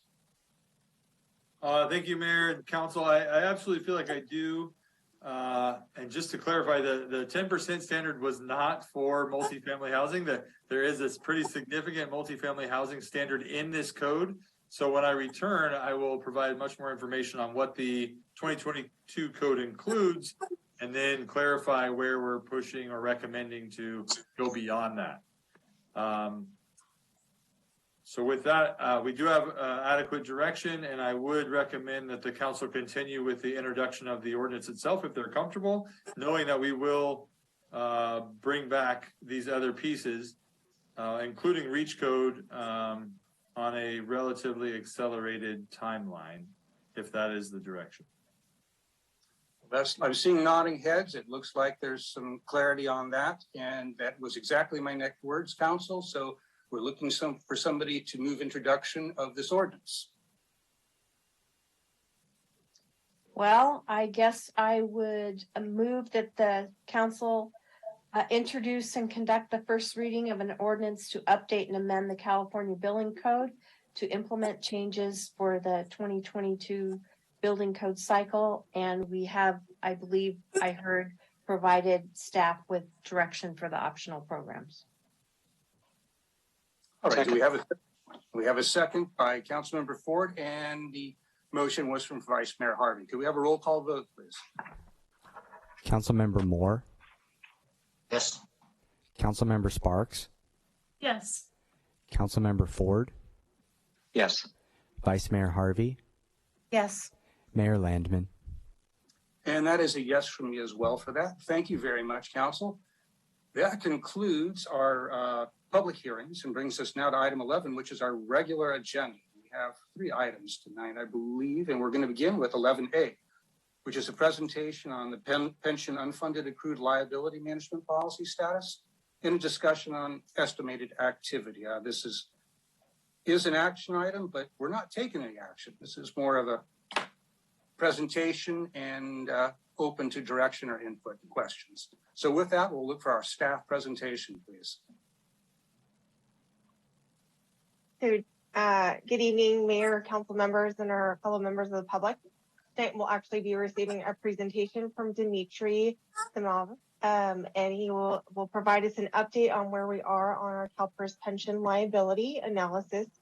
He'll go over a brief history of where we've come year to date. It's been a year out since we started this whole journey around dealing with our unfunded pension liability and adopting a policy and managing this part of our city's finances in a proactive manner. So I'll just go ahead and turn it over to Dimitri to advance the slides and move forward with the presentation. All right, thank you, Angela. Good evening, Mayor Landman, members of council. Can you hear me well? You're coming across very well. All right, perfect. Let's start the slides. Next slide, please. As you may remember, in January of 2022, the city of Katari closed on the financing of 2 loans One was a pension obligation refunding, and one was a street improvement loan that allowed the city to pay down the unfunded liabilities with CalPERS by $6 million. And that was done after a very long process where the city council considered a lot of options, looked into multiple ways of doing this the most efficiently and most cost efficiently for the city. As the result of that refunding, the city was able to save $2.25 million in future payments on unfunded liabilities. So there was a very successful program. I do need to point out that the timing of the closing actually worked out really well, because the city was able to secure very low interest rates for the taxable pension obligation refunding. The rates came in at 3.33% and 3.33. And now, most recently, we were out in the market for the same type of financing, and the market rates were closer to almost 6%. So the timing worked out really, really well. And the city was able to save, as I pointed out, $2.25 million. What has happened since then is CalPERS in August of 2022 published the most recent update to the actuarial report. And that report reflected the 21.3% investment gain that CalPERS was able to generate in 2021 fiscal year. And also it reflected the discount rate reduction from 7% to 6.8%. Those were the big items that we're waiting to see, the final calculations from CalPERS. And the report came out very close to what we were forecasting during the refunding process. So no surprises on that front. There was a surprise, however, and that was the investment return for 2022 fiscal year that was over on June 30. And CalPERS announced an investment loss of 6.1%. And that was an estimate. Some asset classes within the CalPERS investment pool, the estimate reflects their valuations as of March 31st, 2022. So an updated number may be published by December. Last year, CalPERS, I do not believe that they released any updates, and they stuck with a 21.3% return, even though the actual return was slightly higher. So from that standpoint, we may see higher information, and I'll talk to that on one of the next slides. But that's sort of what's been happening since January when the loans closed. And I do want to point out, if somebody has any questions about any of the materials, please feel free to interrupt me and ask the questions, because it may be easier than later on trying to go back and find the right slides. So next slide, please. So this is an update of your pension plans as of June 30, 2021. So this is before the loans were issued and the UAL was paid down by $6 million. As you may remember, the first column is the total accrued liability. This is the amount of money that the city needs to have in the pension plan with CalPERS to be able to meet all the future funding requirements for the pension benefits for the current employees, the retirees, and the beneficiaries. So that's $41 million, roughly. The second column, market value of assets, is how much the city actually had as of June 30, 2021. And that's $33 million. And then the third column is the unfunded accrued liability, the UAL. That's the shortfall between the first and the second columns. And that was $8 million. And as I pointed out before, in January, the city paid down $6 million of that through the refunding.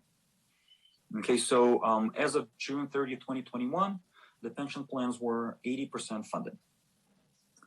Next slide, please. So here what we have is we took the ending balances as of June 30, 2021, and we've added all the items that have happened since then, all the known things in terms of normal cost contributions, UAL payments, the UAL refunding, the benefits that were paid out to the current retirees, and the interest that's accrued on the UAL. So all those things went into this calculation. And after the refunding, and assuming all the things that happened in 2022, other than the investment loss, this table does not include the 6.1% investment loss of CalPERS, your pension plans, after executing the refunding, are supposed to be almost 95% funded. Okay, next slide, please. All right, it's here. On this slide, we have the profile of your payments to CalPERS and on the pension obligation refunding loan and the $2 million loan for the street financing that were used to execute the strategy of the UL refunding. And the green bars on the left are the last several years of payments, 2017 through 2022. And then the blue bars, the dark blue, is the payments to the UAL that are remaining after the refunding and after the application of 2021 investment gains. And the light blue bars are the payments on the loans. And you see that after the refunding, before the 2022 investment loss was announced, your payments are scheduled to be going down over the next several years. And starting with 2028, would be level at $569,000 per year. And this is on the two classic plans. The other plans, the second tiers and the PEPPER plans, are actually really well, in a really good shape and require very minimal additional payments. Next slide, please. So now we're going to look at what happened with the investment performance of CalPERS in 2022. As I mentioned before, the estimated investment loss is 6.1%. And since then, that was announced in August. Since then, I've talked to a few actuaries within CalPERS, and they're indicating that currently they're looking at changing that number to 7.8% investment loss. So it could be even more dramatic, but it's not an official number. This is not anything that has been documented in any way, shape, or form other than through informal conversations with the CalPERS actuaries. So right now, all our estimates are still based on the most recent official information from CalPERS, which is the 6.1% investment loss. And as you may remember from our prior discussions, in order for CalPERS to break even and the plans to remain properly funded without creation of any additional unfunded liability, CalPERS needs to make at least 6.8% investment return, the return that matches the discount rate of the plans. So when CalPERS is saying that they lost 6.1%, it's not just a loss of 6.1%, it's also the underperformance compared to the 6.8% target. So the actual impact on the pension plans is significantly larger, and with the official estimate of 6.1% loss, the full impact is 12.9%. If the unofficial updated loss of 7.8% is applied, we're looking at even larger total funding shortfall of almost 15%. And what's important to understand is CalPERS performance varies year by year. They're targeting 6.8%, but it is very unusual for them to actually hit that number in any given year. Usually they're significantly over or significantly under that number. So 2021 was a very good year when they made 21.3%. 2022, the markets gave back a lot of those gains, and CalPERS had a loss. The current fiscal year, 2023, is really too early to tell so far. There's been a lot of volatility. Weeks where markets are losing funding, losing returns, are followed by weeks where the returns are very impressive. So far, the last 3 days have been really good. The prior week, not so much. So a lot of volatility. And a lot of that volatility is driven by what's happening in the world. The war in Ukraine is definitely a huge concern. In Great Britain, the shortest record for a prime minister, 45 days. So all that is not really helping the markets. So in times like this, volatility is the norm, and that's what we're observing. So fiscal year 2023 is too early to tell so far. We still have 7-8 months to go before we know where we'll end up. Also, with the changes from last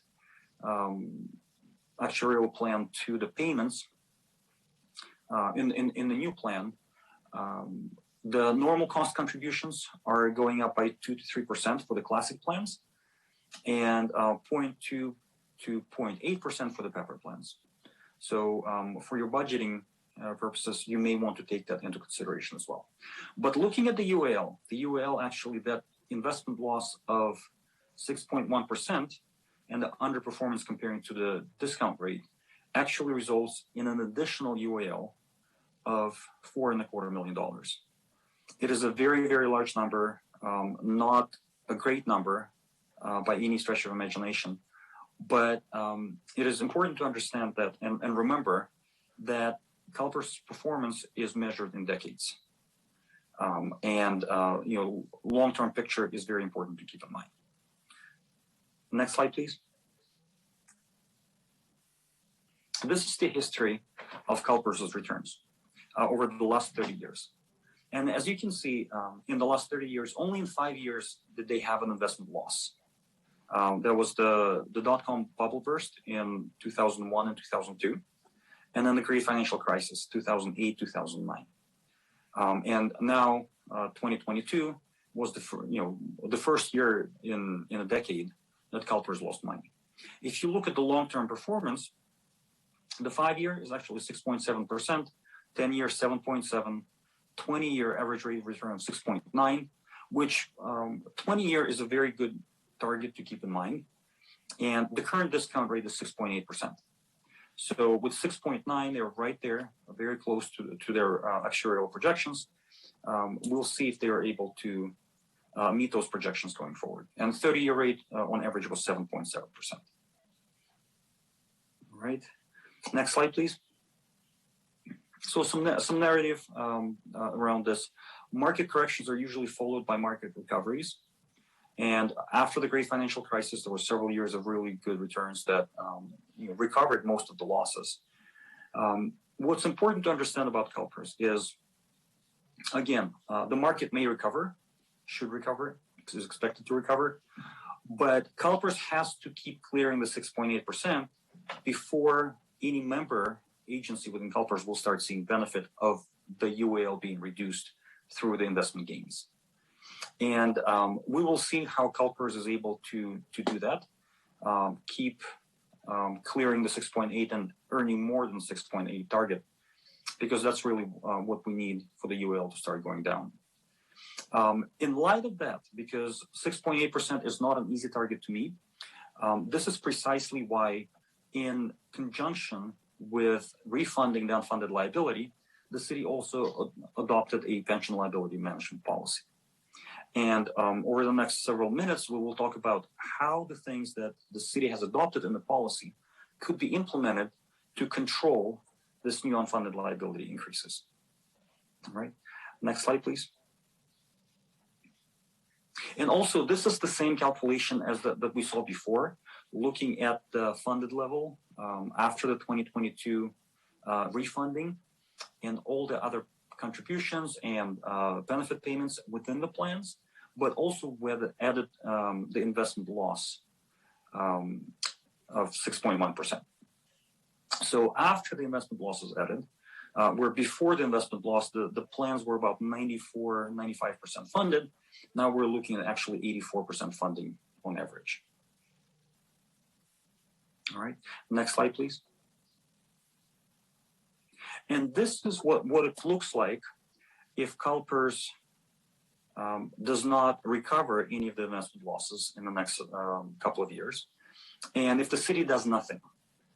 Okay, the city has a policy that guides the actions and decisions for situations like this, but if nothing is done, this is what the payment profile looks like going forward.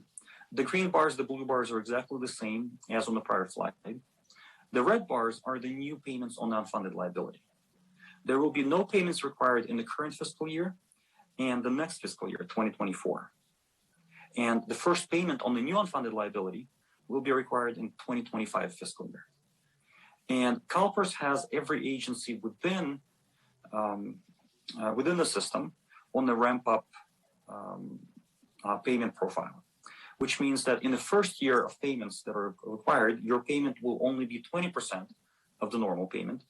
It will then go to 40%, 60%, 80%, and in year 5, you will be looking at making the full payment. As you may remember from the prior discussions, this whole time, CalPERS is charging interest on non-funded liability. So in the 2023-2024 fiscal years, even though payments are not required, CalPERS is still charging interest and adding that interest to the balance of the unfunded liability. And then as soon as that interest is added, new interest is accrued on top of that interest. So negative amortization, again, I think we went through that pretty extensively before, but happy to revisit. So what this does is when the full payments kick in, the city's combined payments on unfunded liability and the debt are looking to be right over about $1 million. And this is safety and miscellaneous tier 1 plans only. So, and with that unfunded liability, the unfunded liability that's for these two plans is about $3.7 million. On these $3.7 million in unfunded liability, the interest cost is approximately $4.4 million. So that's the impact of what happened in 2022. Okay, so now let's look at what can the city do to start getting these costs under control. Next slide, please. One of the key decisions that were made in creating the unfunded liability policy by the city was a series of actions that are targeted at eliminating negative amortization, making sure that the city is timely paying, making interest payments on the new unfunded liability so that those balances are not added to the UAL and do not create additional payments. And then also the ramp up provision in the first 3 to 4 years of the ramp up, the payments are not fully covering the interest that is being accrued. So also one of the actions is to avoid the ramp up and going to the full, level payments when payments are required. So in light of this, the actions that are guided by the policy is the city should consider making additional discretionary payments to cover the fiscal year 2023 and fiscal year 2024 interest on the new unfunded liability. That is about $250,000 on these two plans. And the interest payments could be made on July 1st of 2023 and 2024 as soon as the fiscal year closes and the new unfunded liability is added to your plans. And the city can work with the CalPERS actuary to make those payments. So that's the first step. And then the second step, convert from the ramp up to the level UAL payments for the new unfunded liability. And those two steps over the next 20 years will save the city about $775,000. So it is two very simple steps that will generate very, very substantial savings for the city. Okay, and if these steps are taken, next slide, please. This is what the payment profile looks like. In 2023, 2024, the city is making, setting aside funds to make additional payments on unfunded liability. But then starting with 2028, your payments will be only about $910,000 versus over $1 million if the city did nothing. And the total interest cost of this unfunded liability, instead of being $4.4 million, it's $3.65 million. So again, two simple steps that can create a lot of powerful benefits for the city. And then finally, next slide, please. The city has written into its policy the goal to maintain a 90% funded level for its pension plans. And in order for that 90% funded level to be maintained after the 2022 loss is taken into consideration, that will require an additional contribution of about $2 million.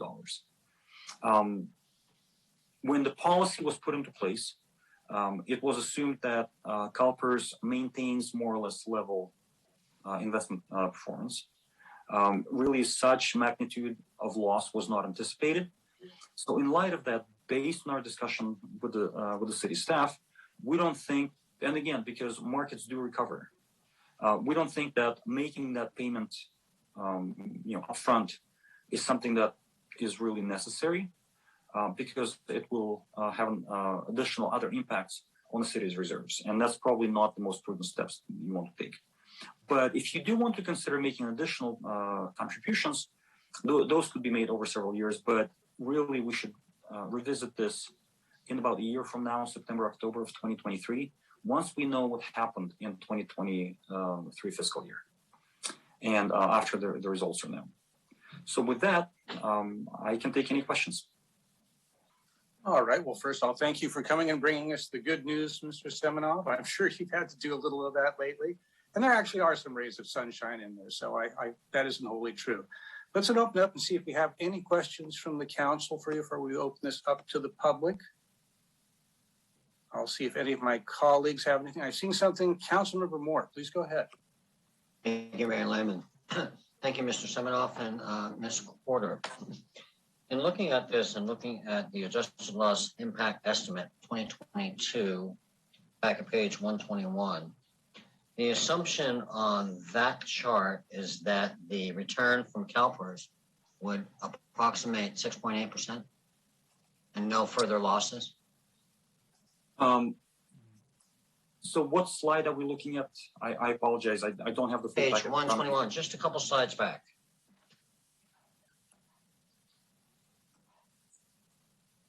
That one.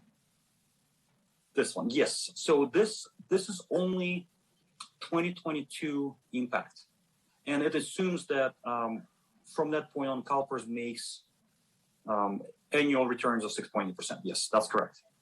Okay, so it's just an estimate because that's all we can actually go on at this point. Correct. We don't know what the market's going to do. Correct. Okay. Thank you. This is the known information. Yes. Okay. Thank you. And Councilmember Moore, I'd also just to reiterate that it is 6.8%, but it also doesn't assume or doesn't try to estimate any underperformance or overperformance, because you could have credits or future debt. It could go either way, but obviously we don't know that at this point. Right. That's the beauty of the market, isn't it? Well, and it's very important to highlight is this is not anything that the city has done, right? The city, by refunding the unfunded liability, actually put itself in a position to have some savings to address situations like this. So this is, we're dealing with the markets, we're dealing with CalPERS performance, which is completely outside of the city's control. And that's one of those bright lights I was talking about, particularly the timing and the closing of that loan. Right. I remember us discussing that and saying, gosh, it would be great to get this done. And it was very pressing. So let's go to Councilmember Sparks next, followed by Vice Mayor Harvey. Thank you. Kind of following on what was just said, can you tell us if we had not done any of this, would we be in a better or worse position today? You would be in a significantly worse position because by refunding the unfunded liability and paying it down, the city was able to save, as I mentioned before, approximately $2.25 million. So without the refunding, this payment profile would include those additional, $2.25 million that are spread over the next 20 years. So you would have even less room in the cash flow to meet the new unfunded liability payments. Thank you. Thank you. Vice Mayor Harvey. Thank you. Yeah, and that's kind of what I was going to ask. So if you go back to that slide you were just on, as I understand it, if we had not done that, those numbers that are sitting there, at 1.1 million and so on and so forth, those would have been significantly more because of this loss. Is that not? That is correct. Okay. Because you were looking at numbers, in the $1 million range per year, right, before the refunding and the all the things that happened in 2021. So you add on top of that a few $100,000 for the new payments, and you're approaching $1.5 million. That's what I was thinking. Okay. So while not great news, I guess, it could have been a lot worse. So I guess we just need to move forward and hope that the market gets better, because as was said, we can't control the market, and it's important to show, as you did on that other slide, that generally speaking, over the long term, the market doesn't typically, have losses for a very long period of time, that it usually goes down and then starts coming back up again. So that is correct. Yes. thank you for that. Thank you. Anybody else have any questions from council for staff? I will just comment, Councilmember Harvey, I agree with you. There is some sunlight in there, and I would say if we look at our friends and neighbors over in the UK, we can be grateful that we haven't had a calamity like that rapidly come upon us. So things may look problematic, but if we look at some of the longer term projections that we see in this packet, as well as just what we've experienced in life with market-based economies, and look at the longer term, it'll be okay. It just doesn't feel like it at the moment, that's all. Quite a swing from last year, where we were roughly 21% ahead, and now we're, since you include that 6.7 they're supposed to have, being 6 something down, well, that's a complete swing the other direction, actually. So rather exciting. But I wanted to ask staff and just confirm, because I think it'll be helpful for the public watching as well as us. The idea of tonight's presentation was just to present the broad strokes of what's going on, where we are now to the best we know, and that staff intends to come back with potentially some various recommendations for ways of approaching balancing the concerns about trying to reduce negative amortization versus balancing other budget demands during our next strategic planning next year. Would that be a fair way of assessing what tonight's presentation is about, Mr. Obid? Yeah, sorry, long way to get to the mute button. Yeah, that's exactly right. Dimitri laid out some, some likely scenarios that we would be considering, but really, you can't consider it in a vacuum. You have to, I think, consider it in the context of everything else, all the other operational and infrastructure funding programs that will be also considered. So it'll be one of the essentially demands, potential demands on the general fund with everything else that we'll be talking about. Okay, very good. All right, before I go to the public, I see one more hand from Vice Mayor Harvey. Go ahead. Sorry, based upon what Damien said, I think it is important, like you said, that we watch that balancing, because, the infrastructure and other projects we want to do are one thing, but as we can see by these bars and amounts, this stuff compounds so drastically that if we don't get on top of it and address it with some measures, then it almost snowballs, because it compounds on top of it itself. So it becomes a little bit more important to address, as I understand Dimitri and his wonderful explanations of this. I think for these presentations in the future, I'm going to request that staff provide us with t-shirts that say that negative amortization is not our friend. That might be useful. So with that thought, let's see if we have any public comment on this. Thank you, Mayor Landman. Speaking to our attendees tonight, if you'd like to make a public comment, please use the raise hand icon. Jenny Blaker, please go ahead.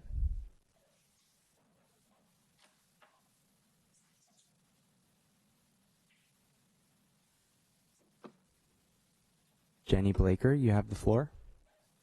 I'm sorry, I apologize. That was a leftover hand up from a previous item where I thought of something I hadn't said the first time around, and I was hoping I might comment again. I don't have a comment on this item. Apologies. I'll take my hand down now. Thank you. Mayor Landman, that will end public comment.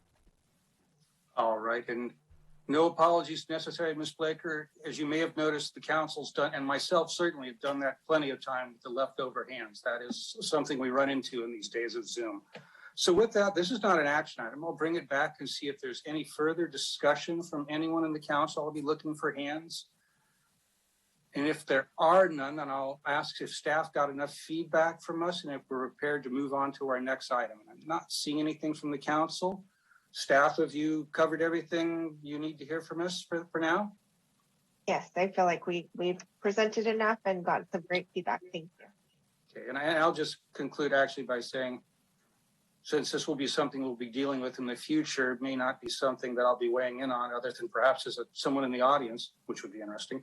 But I would hope that as far as possible, we can maintain that best practice of taking the long view, not going for short-term savings and trying to maximize the long-term benefit of the community, because I think that was a difficult choice, but it clearly was the good choice when we first looked at this and how to approach reducing that UAL. And I think it's going to be even more difficult and even more important when you look at it next year. So I hope the council keeps that in mind. So with that, then we complete item 10A and 11A, and we're going to move to 11B. This is a SAFE program expansion to include Sonoma State University. So hopefully this is cheerier than our last presentation. Apologies, Mr. Semenov. And we'll go to that. If we could have our staff presentation, please. Thank you, Mayor. Mayor Landon, I need to interrupt. I need to recuse myself from this item. Sonoma State is my employer. Very good. Thank you. We'll text you. Thank you. Very good. All right, Mayor, members of the council. So just a quick walk down memory lane. We started the SAFE program partnership with Runner Park and Petaluma People Services technically the very end of October of 21, but really the first real month of the program was November 2021. So basically a year ago from today. And at this point in time, we've now ramped up to 18 hours per day. So the program covers almost a full day, but not quite 24/7 yet. And in accordance with the MOU that we are currently in, PPSC is the service provider and Runner Park provides the vehicle and maintenance on the vehicle. And the bills related to that vehicle are shared on the same percentage split that the other costs are also shared. So shortly after we got into the program, Sonoma State University expressed interest in joining, which I'm led to understand based on feedback from them that they may be the first CSU in the system to have a third-party mental health services program, assuming that both Runner Park and Cotati agree to this MOU revision. And in fact, I think only as far as UCs go, I'm only aware of, and they're only aware of, so therefore I'm only aware of UC Santa Cruz standing up their own internal team.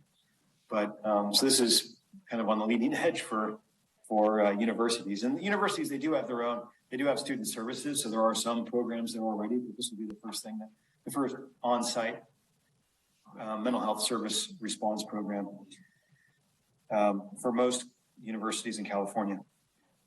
So we'd be leading the charge there here in Sonoma County for that.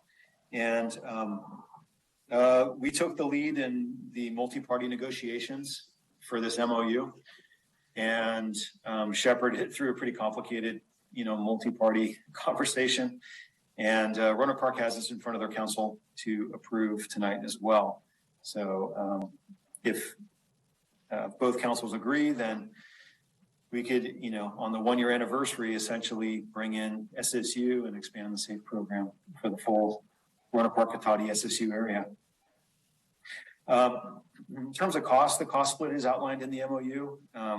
The only significant revision to the MOU, aside from just cleanup throughout and incorporating SSU into it, is revising the 2-year moving average start. So the current MOU has a 2-year lock period, and then it starts stepping into actual calls for service averaging, where the revised language now essentially starts the first year of actual calls in the first year of the program. So it essentially, it moves up that initial year by 1 year. So it's not significant in the grand scheme of things, because once you're 2 years into the program, this doesn't even really apply anymore. You're just going on a moving 2-year average. but it just has a slight change in the very beginning of the program. SSU was brought in based on their actual calls for service, and it is. There was a lot of conversation around that because SSU with COVID, they lost, as you know, a lot of their student body, and most of the mental health service related calls are related to dorms. So that, whenever you have on-site, housing, that's where all your mental health calls come from generally. So, so their call volumes were a bit skewed due to COVID, but, and we worked through that conversation and I think got to a point where everyone could agree it was reasonable at least. And then currently in our current program, we are at 18 hours a day. We're currently at this is all in the report, but we're at $75,000 a month for the entire program. And then that's split among the parties, but that's the total cost, not including the vehicles, but the operational cost. So Cotati's portion is $12,000 a month currently. When it goes to 24/7, which they expect to be able to do by January, February of 23, the total monthly cost would be probably about $85,000. And then that, of course, would be split among the three parties to the agreement. And then offsetting that is some grants. So we have Measure O in year one. So that's only a 1 year grant. So for 2022, it's going to offset $68,000 of our funding.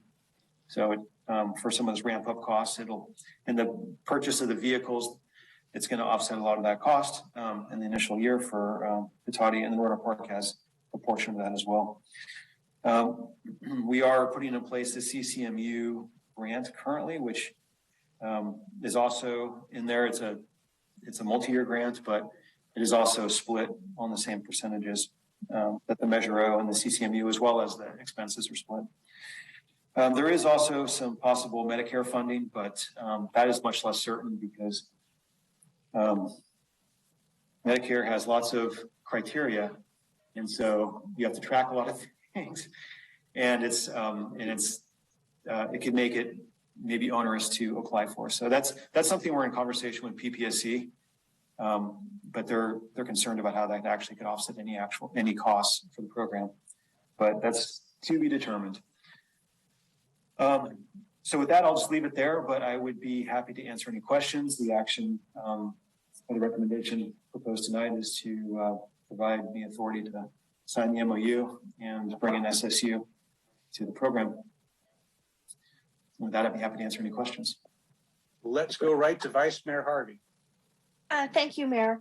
So on packet page 125, down at the bottom, it says, as the program matures, seeking contributions from local health systems to support mental health crisis teams will be a priority. Which systems are you looking at? And is that something that's being discussed at the COC? I don't know if it's being discussed at the COC. Perhaps Councilmember Moore might know, but in terms of health systems, it's all the major health systems. So Sutter, Kaiser, St. Joseph's, basically all of the health systems that operate emergency rooms in particular, because that's where a lot of this diversion is this diversion is helping them out by not diverting them right to the emergency room.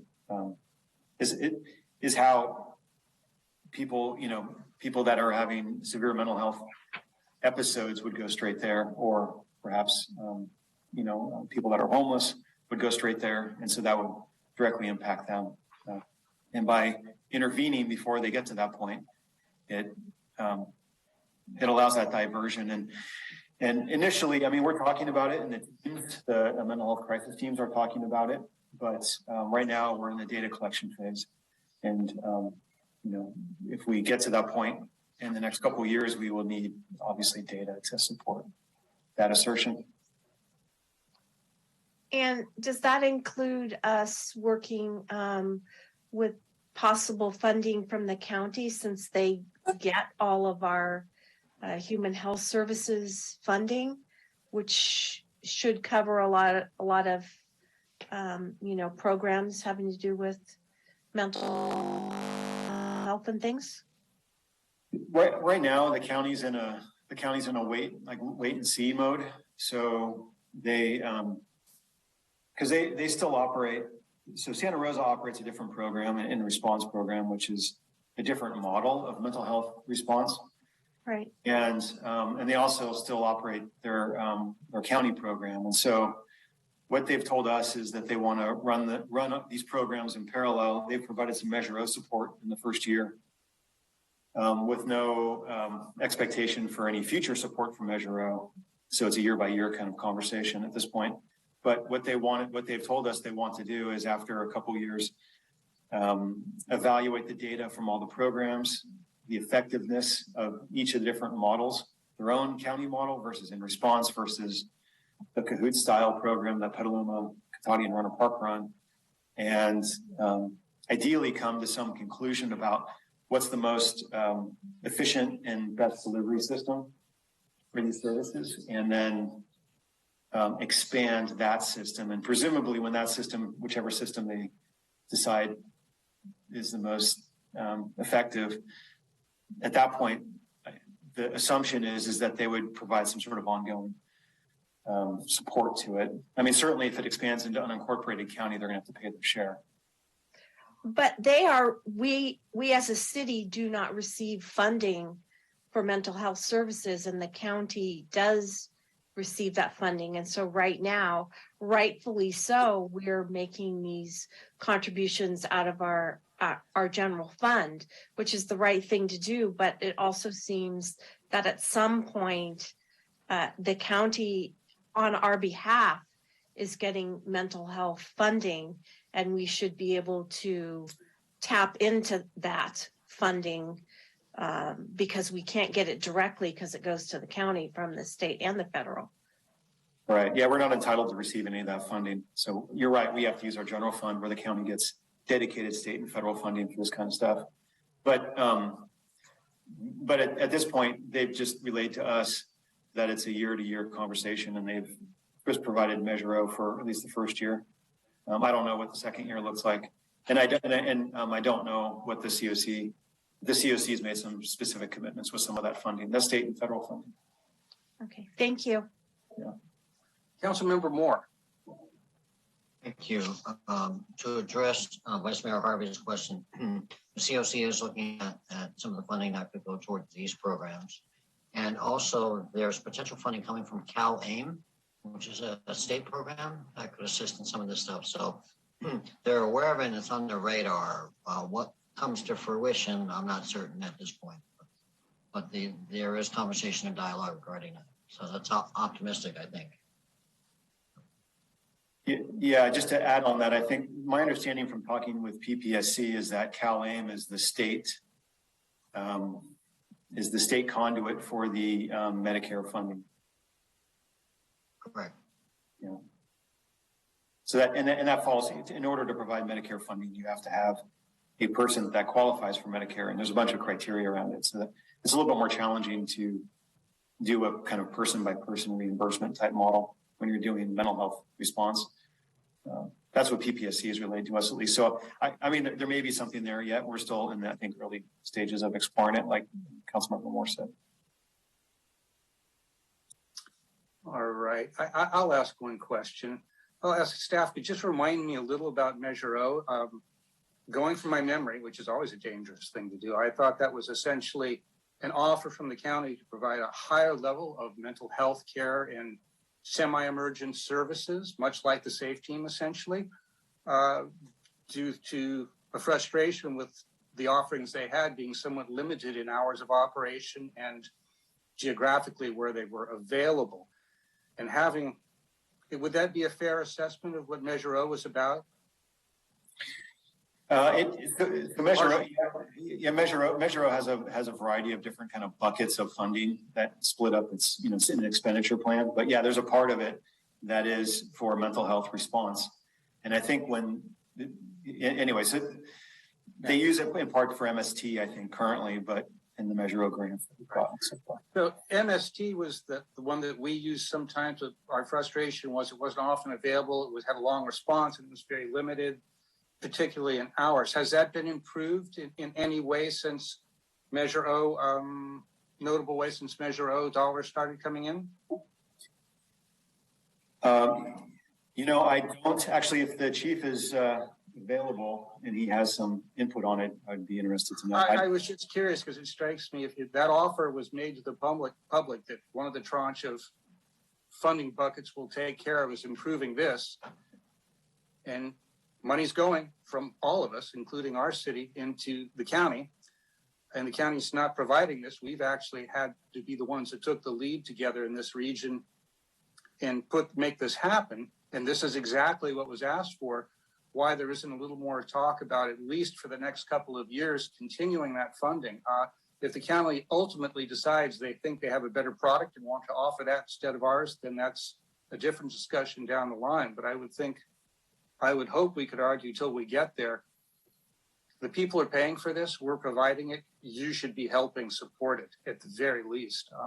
I hope that discussion goes on at the COC in the future, because I think it's important for all of the cities. There's this tendency for the county to take more than it gives sometimes. I don't mean that to sound pejorative. It's just the nature of its focus. But that's problematic for cities. And in this case, we're doing something that's good, something that the public wants, and something that the county offered to provide. And we're actually providing it. So I would expect they could hopefully get behind and support that a little more strongly, at least till they have a clearer view if they think they can supplant our offering or wish to fold it into what they support in this county. So at any rate, I think I might have actually changed right over to a comment there, so forgive me. So if we have any further comments, I'm going to open this to public comments.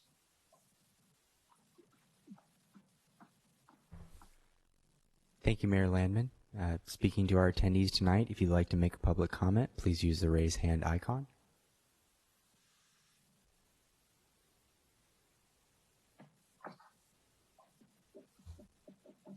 Mayor Landman, that will end public comment. All right, thank you. We'll bring it back for discussion and a motion. I'm going to start with Councilmember Sparks. Thank you. First of all, I'm strongly supportive of approving this tonight. I'm excited to have SSU on board. And then second of all, Mayor Landman, you had asked a question from the chief, and I was curious to hear his response of whether MST has improved with the Measure O funding. I'm sure if he has an answer for us available, or if he's on here, he can jump in. I would be happy to hear that at any point. If not, perhaps. No, good evening, Mayor and council members. I do have an answer. So as far as the mobile support team provided by the Sonoma County Mental Health, I have not seen increased hours. They remain the same. So that's for South County anyways. That's Runner Park, Cotati, and Petaluma. We're the South County region for MST, and the hours have not been expanded. Okay. So realistically, the county promised more service through Measure O. They're not providing it, although they are looking into it. I have to give them that credit, but we're the ones providing it, and they've recognized that, and we're giving us funding, but we're only interested in talking 1 year and not even as open as I would expect to see continuing that. I'm just belaboring this a little bit as an underlining it for our colleagues who will be here talking about this in the next year or so, that I think we have to gently try and cajole our colleagues up at the county to support us with this, because I think it's important. We've got something going good here. The public asked for funding for it. We gave it to them. It should fund it. So Councilmember Moore, go ahead. Thank you, Mayor Landman. I just want to kind of iterate my opinion on the county is that they've got the big elephant in the room and trying to get the COC working and functioning amongst all the various parties. And that this may have taken a back seat to that, and they're just kind of leaving it where it is right now. But hopefully as the COC becomes more efficient and effective and geographically greater, this will kind of incorporate some of that stuff. And you bring up a good point. It's easier for us, the cities, to forget the much larger issues and the bigger, even larger backlog of things that the county has to deal with, even compared to the rather large backlog we have here. So thank you for that. All right. Well, I'm seeing a hand from Vice Mayor Harvey. Please go ahead. Thank you, Mayor. I really still believe that we should be pushing the county for that funds. As you just pointed out, basically, it's South County. Well, they're not now providing the MS team to South County because Petaluma and Roanoke Park and Cotati, which are the South County, have their own team now. So that money, if you will, or that team is either doing nothing or they've been redeployed somewhere else. So I really think that, as you point out, the citizens supported Measure O to help with this. And it really is unfortunate that everyone's paying into this via Measure O, and we're not getting any money back, but having to take away from our general fund in order to rightfully support this. So I think we should push on the county to continue that funding until, as Councilmember Moore pointed out, until the COC, gets to be more of a well-oiled machine. Well, I think I see a consensus emerging here. So with that, if there's no further discussion, I would entertain a motion to approve a resolution authorizing the city manager to enter into and execute this revised MOU as described in the recommendation. Councilmember Moore. I would move that we approve a resolution authorizing the city manager to enter into and execute a revised memorandum of understanding with the city of Roanoke Park, Sonoma State University, and Petaluma People Services Center to operate and manage the Roanoke Park Cotati Safe Team to provide crisis response services to our communities. Second. All right. By a nose to the vice mayor. Councilmember Ford is right. It's something about the position of her window on the screen, I think.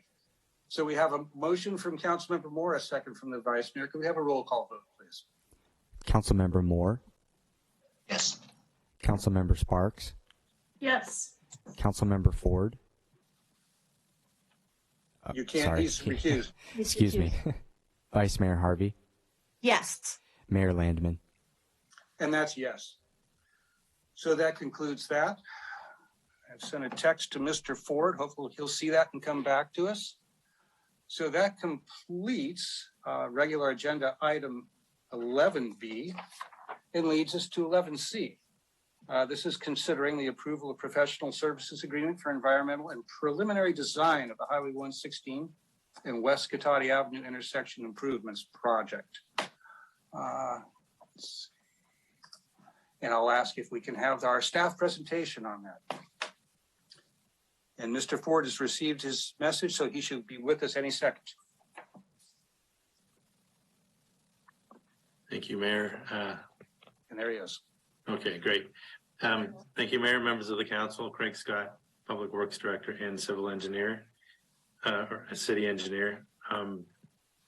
Tonight presentation is on the Highway 116 and West Cotati Avenue intersection safety improvements, namely getting this project started. We've got it in our capital plan, and there is a lot of impetus to get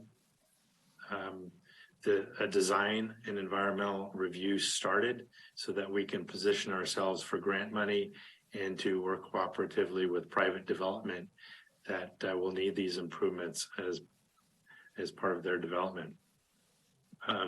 With me tonight is Jeff Rubendahl from Fair and Peers, who will be available after the presentation to help respond to questions. Next slide, please. So just in terms of background, this intersection at Highway 116 West Cotati Avenue has been a safety concern of the city for quite some time, just with the close calls by West Side residents turning on to West Cotati from Highway 116. It's an irregular oblique angle, and which is problematic for sight lines and trying to exit west part of town onto the Highway 116 where there's folks traveling pretty quickly, pretty fast. It's of course uncontrolled, and Highway 116 is a single lane highway. So turning onto West Cotati Avenue, people would have to be paying attention, to stop. You'd have to be stopping traffic on there. Going back, when Lowe's came about, that was part of a larger Sonoma Business Park development for that whole area north of Highway 116. And for reasons too complicated to go into right now. Lowe's was the only one that moved forward, and they put the reconfigured intersection at Redwood Drive and put in that traffic signal and the frontage improvements and so forth. But at that time, there was a wide set of widening plans from Alder all the way to Redwood Drive for Highway 116. It went right by West Cotati Avenue, but those widening plans are relevant to that improvement, these planned improvements at the West Cotati Avenue intersection. So that was back in 2009. In 2015, the general plan, through all of its studies, identified the need for a new traffic signal at this location. Next slide, please. And that was a difference from the prior master plan where no traffic signal was identified there. Also, Alder is recommended in our current general plan as being disconnected from Highway 116 and becoming a cul-de-sac. All right, so fast forward to recent history. Last year, we conducted a local road safety plan, and that plan looked at collision histories and identified this project as a priority project. The intersection improvements would be consistent with the bicycle and pedestrian master plan and would incorporate the master plan's recommendation for those improvements within the project scope area. And so there's a recognition that there's a need for West County or West City residents to cross Highway 116, and as the north side of 116 gets developed, have connections for bikes and pedestrians to those areas. So that's very much an integral part of what we envision here for this project. I mentioned earlier, there's this impetus for creating momentum for this project. One is there's a resurgence of interest by private development on the north side of 116. The city has been approached and has provided comments on preliminary plans, and so that's creating triggering a need for this, because these improvements would be much of it integral to allowing those projects to be entitled and occupancy awarded. So, and then also the city is actively pursuing federal and state road grants. It's on the Sonoma County Transportation Agency's priority list. So we're in line to get grant funding for this. We don't know the timing yet. And we were very close, I think a couple of years ago, when we had an earmark in the state's budget for this project. It didn't get past the governor's desk, but it got pretty far along the process. Next slide, please. This is just to provide a rough idea. It's just a sketch of the reconfigured intersection, just to give us an idea of what we're talking about here. Don't look too closely as for locating, exactly where the traffic signal posts are going to be, or the arms or bike lanes, or, that type of thing. This is just a general rough idea of what we're doing to square out that intersection. And the city has purchased that triangular piece of property there, so has institutional control of the land. It's all within the city's right of way now to just make this West Cotati Avenue, make that turn to be a perpendicular angle to Highway 116. Next slide, please. Okay, so there has been, I just briefly want to cover some of the outreach that's happened to date. A couple of main points: the local road safety plan. We had a social pinpoint website that was up for a good part of a year, where we solicited dozens and dozens, if not over 100 comments from the community over that period of time, where they could place comments on this map and write comments on it. And we held workshops, and of course had a city council meeting to approve the proposal and the contract with the consultant to prepare the plan, and then of course the council meeting to adopt the final plan. And that plan is on the city's website. Next slide, please. The other outreach I wanted to emphasize tonight was, I mentioned SCTA has it on their priority funding list. They've got 5 main projects. They asked all the jurisdictions, hey, what are your top 5 projects? And a year ago, we handed those over. And so they're being very methodical in lining up those priority projects with grant funding. So on their webpage, they explain this priority funding list and what the whole strategy is there. And then down here, there's this blue line that says survey. That is live today. So the public today, for the last, 6-8 months or so, and continuing on as we speak, are invited to click this button and provide input on these lists of priority projects. So I would encourage City of Cotati businesses, residents to fill out the survey and comment on the need for the City of Cotati's 5 priority projects, because that's, to a large extent, that is going to be incorporated in driving these projects to and matching them up with funding. Next slide, please. Okay, so recognizing that the momentum is happening, time has come for this.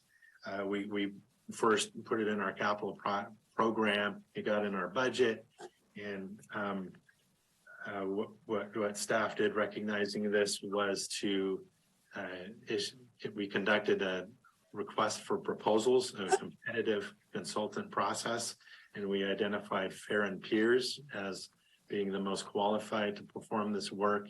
And then we also identified M Group as being the most qualified to perform the environmental review services. So I know close to 2 months ago now, we asked for proposals. We received those proposals and have been negotiating them with the consultants. And so what you're seeing tonight is the result of that negotiations, and these proposals and the costs are what the staff is considering to be fair and reasonable costs for today. All right, starting with the preliminary design.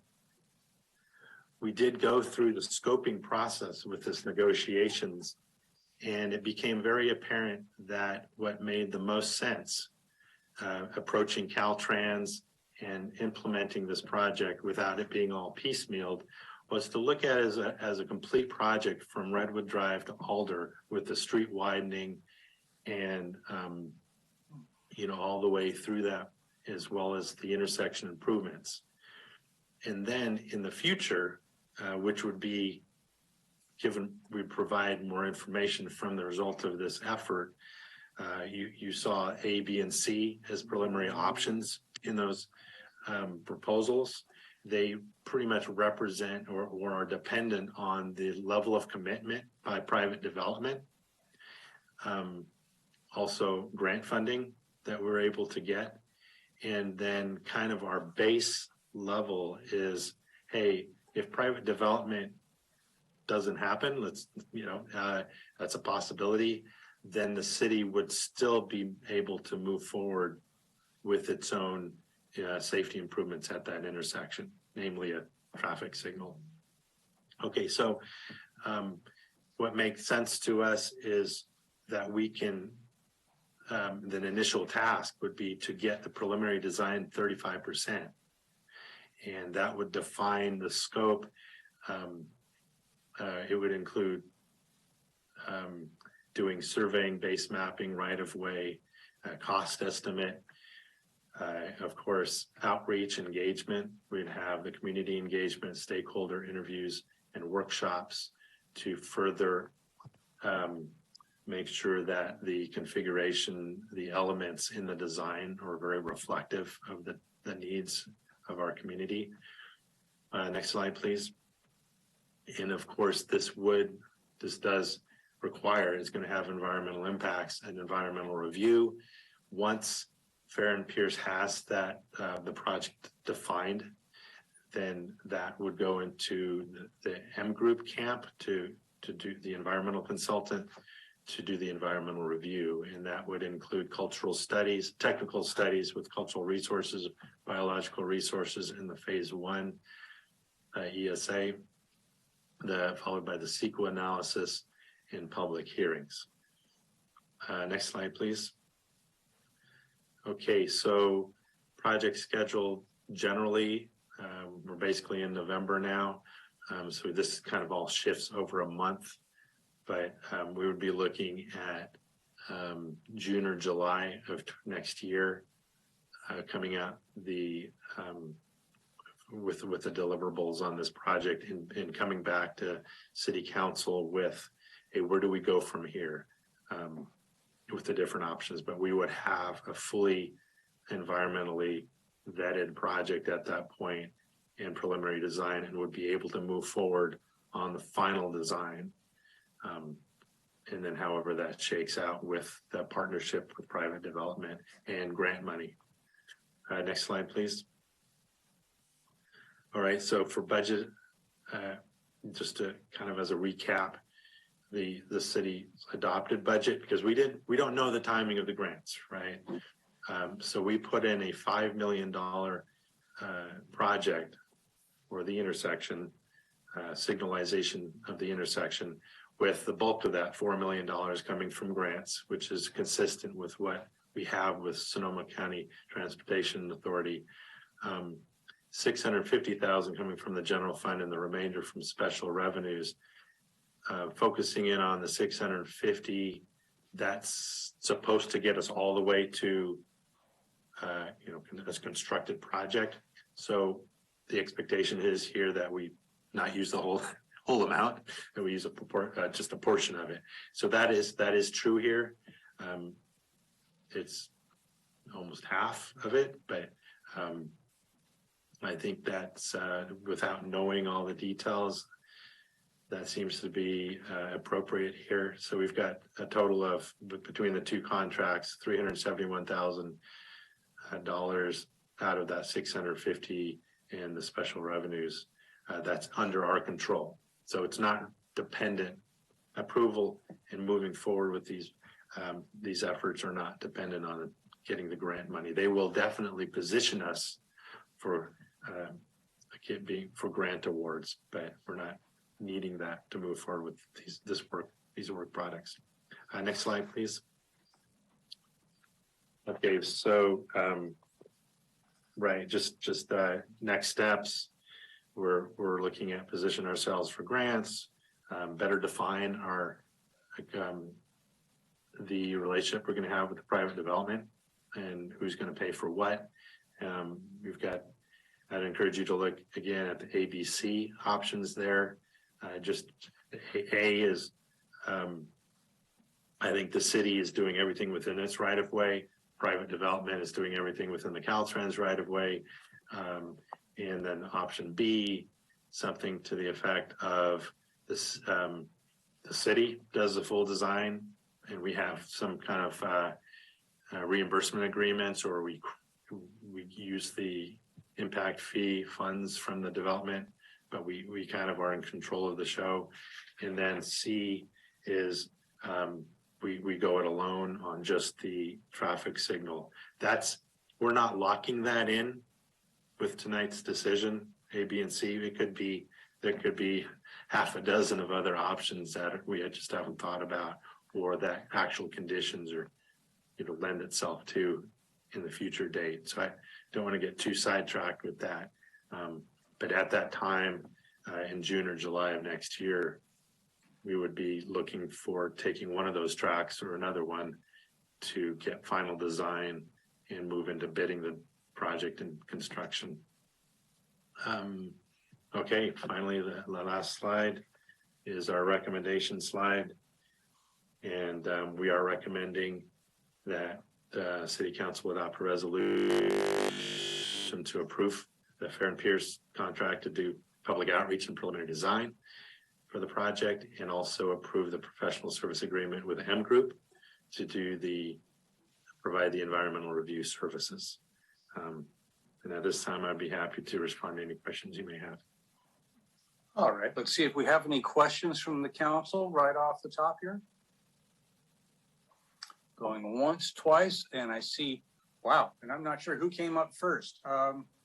So I'm going to go just in order from the way your names are listed. If I got somebody wrong, I'm sorry, but they all came at once. Councilmember Ford. Thanks, Maryland. I just want to make sure, Craig, that I'm clear. So the Fair and Pierce contract is to provide 35% documents for the entire stretch up to Adobe, not just for the intersection. Correct, from Redwood Drive to Alder. Okay. Including the intersection, what it needs. Right. Thanks. And one more is kind of brought up by a comment we all received from via email from a Planning Commission member, Neil Hancock, is kind of what documents does the city have that guides thinking about pedestrian and bike connectivity through that corridor and specifically that intersection? We have the bike ped master plan, and we have our city standards, and grant applications are heavily weighted and increasingly so on bike ped friendly designs. So those aspects. So we've got that impetus there, as well as following, implementing the bike ped master plan. Okay. I just want to mention, I was on the Planning Commission when we did the 2014 bike ped master plan, which is the one currently still on the website, though we're currently in an update cycle, I think, on that too.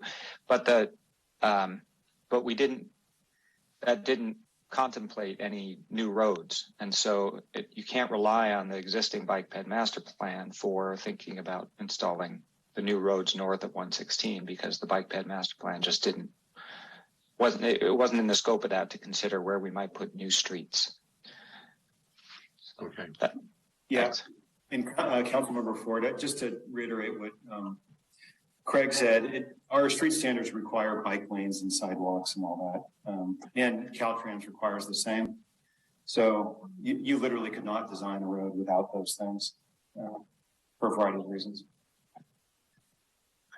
I think too, our general plan policies and goals do require us to incorporate those features as much as we can. Yeah, I think it's like engineering shorthand to say, a traffic signal. But really what that means in engineering is traffic signal plus everything else.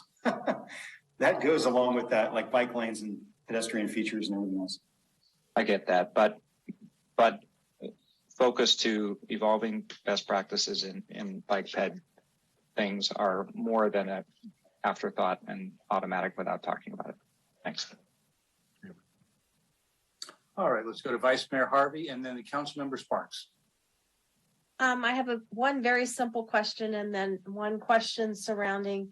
So Planning Commissioner Hancock spoke to having in our both local road safety plan and our bike plan something called active transportation, and that without this, then Caltrans will have difficulty with this project. Can you speak to what is active transportation, and do we really need to specify that somewhere? My understanding is active transportation are elements in a street design that encourage bike and pedestrian use. So are bike and pedestrian friendly. So there's a list of elements that should be in the design. And then that's tied to our ability to be awarded grant funding for our grant applications to receive a high grade and be competitive. So even though none of this is mentioned in this scope of work, it is your expectation that the professional services team will incorporate that into their design? Yes, it is. Okay. So that was my more difficult question. My simpler question is, on that diagram that you had, the old turn lane, that the street kind of turns. There we go. There. Okay. So you're redirecting West Cotati Avenue. What happens to that stretch of freeway where the old turn was and, you know, that pavement there? Does that all stay there, or does it somehow get blocked off? That will be within city right of way, and staff has thrown around some ideas for what that could definitely be useful for us. I think it's a little preliminary to put that out there right now, but I don't know if you feel any different about that, Damien. No, it's going to be remaining city right of way, and that's probably going to have to be part of the conversation in the future. I mean, but to get to your question about is it blocked? Yeah, it would be blocked, and there wouldn't be any auto traffic through, any vehicle traffic through there. Okay, that's what I was worried about. I couldn't tell with the lines and stuff because, you know, the way it kind of looks, it looks like, well, someone could, you know, still utilize it if it wasn't blocked off in either direction, which would cause another series of unintended consequences. So thank you for that. So thank you, Mayor. Those are all my questions right now. All right. Let's jump to Councilmember Sparks and then Councilmember Moore.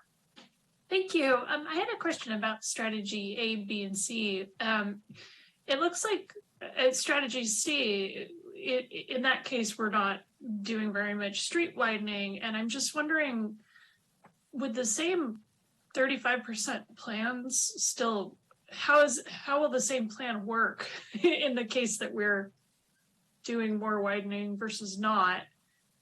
Can you just explain that a little bit? It seems like the planning has already been done, and then we're deciding. I'm just a little unclear.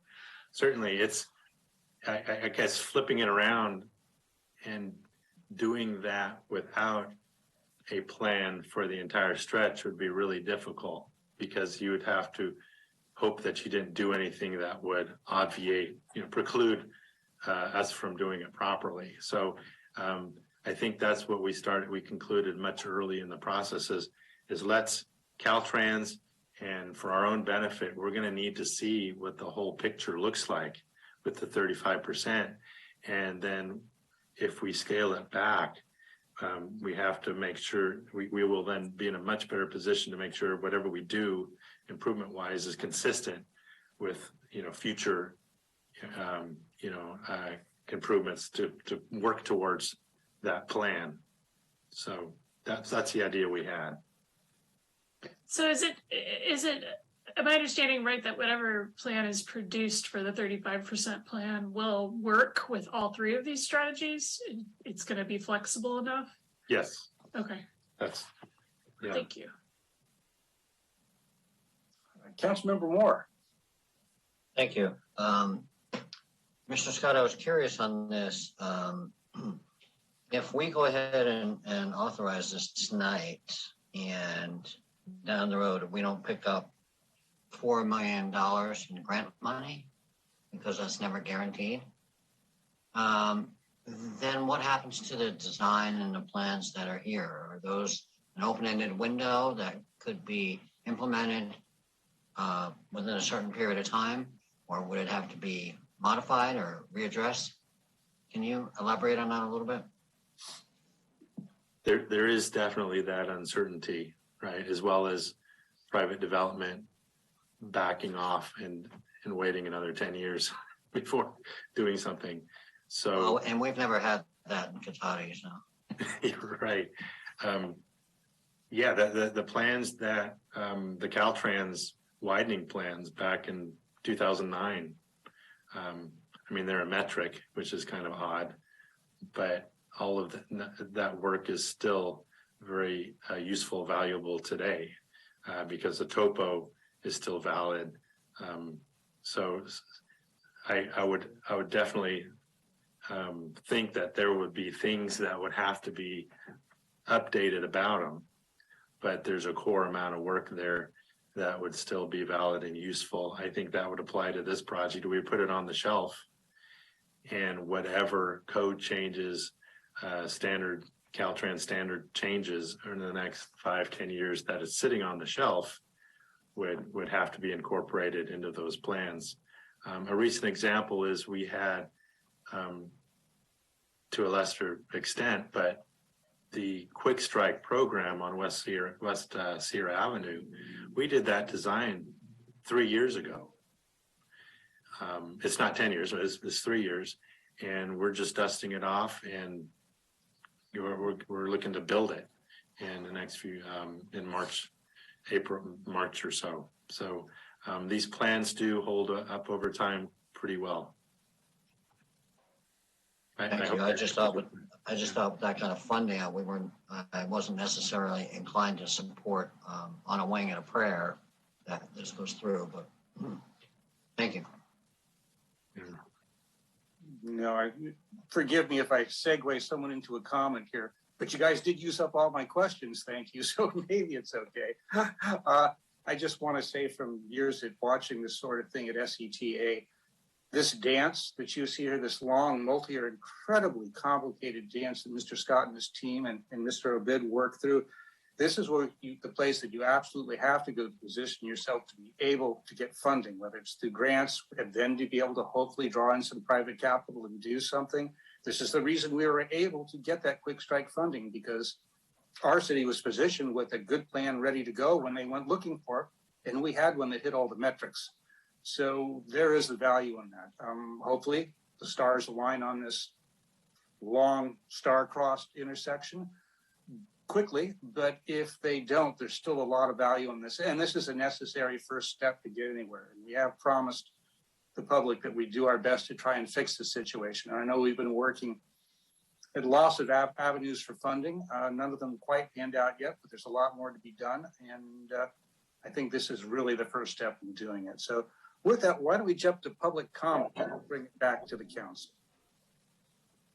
Thank you, Mayor Landman. Speaking to our attendees tonight, if you'd like to make a public comment, please use your raise hand icon. Neil Hancock, please go ahead. Yes, hello, Council. Thank you for the ability to communicate on this. And I would just like to bring up that the public has made lots and lots of input on this, and it's very, very hard for something like Highway 116, Gravenstein Highway, to have input that there be safe pedestrian crossings. It was in the Bicycle Master Plan very clearly in 2019, and yet it was removed. It didn't appear, and I commented on that. I actually called a Caltrans representative in Sacramento and asked them, well, what's the process? What do we need to do? And they gave me some very common sense advice. They said, it needs to be in writing. It should be in some form of, this is what the city of Cotati intends to do. The city council needs to direct. It needs to be there so that that essentially Caltrans, when they get to review this, they're going to review it on the basis of what's been put in writing. So that was presented to the city council. There was the direction to update the master plan, pedestrian master plan. The local road safety plan came up. And again, I made an input into it. And city manager Damon Obid said, yes, absolutely. There will be a pedestrian crossing at this point. And what do we see in this presentation? What do we see in the direction that's going to be given that city council has to sign their name to or will sign their name to? Is there nothing about pedestrian access across Highway 116? We don't have this anywhere else in the plan. We don't have it in the bicycle plan for this location. We don't have this extension. So I'm suggesting that the city council should make a direction, and I appreciate really everybody speaking to this beforehand, that it's clearly in writing that there should be a cross connector, an active transportation, pedestrian, could be scooters, could be bicyclists for people in the Northwest when they want to access all the bike paths or the safer paths underneath the tunnel to East Cotati.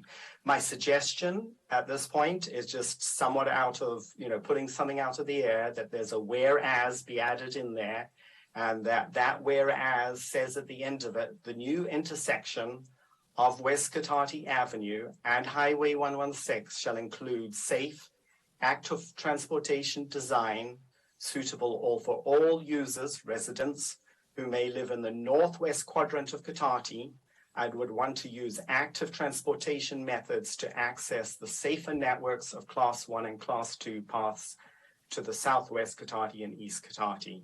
So I think it should be something, I'm asking for something in writing so it's clear for now and for the future. Thank you very much.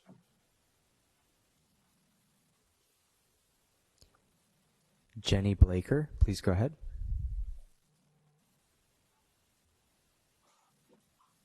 Thank you.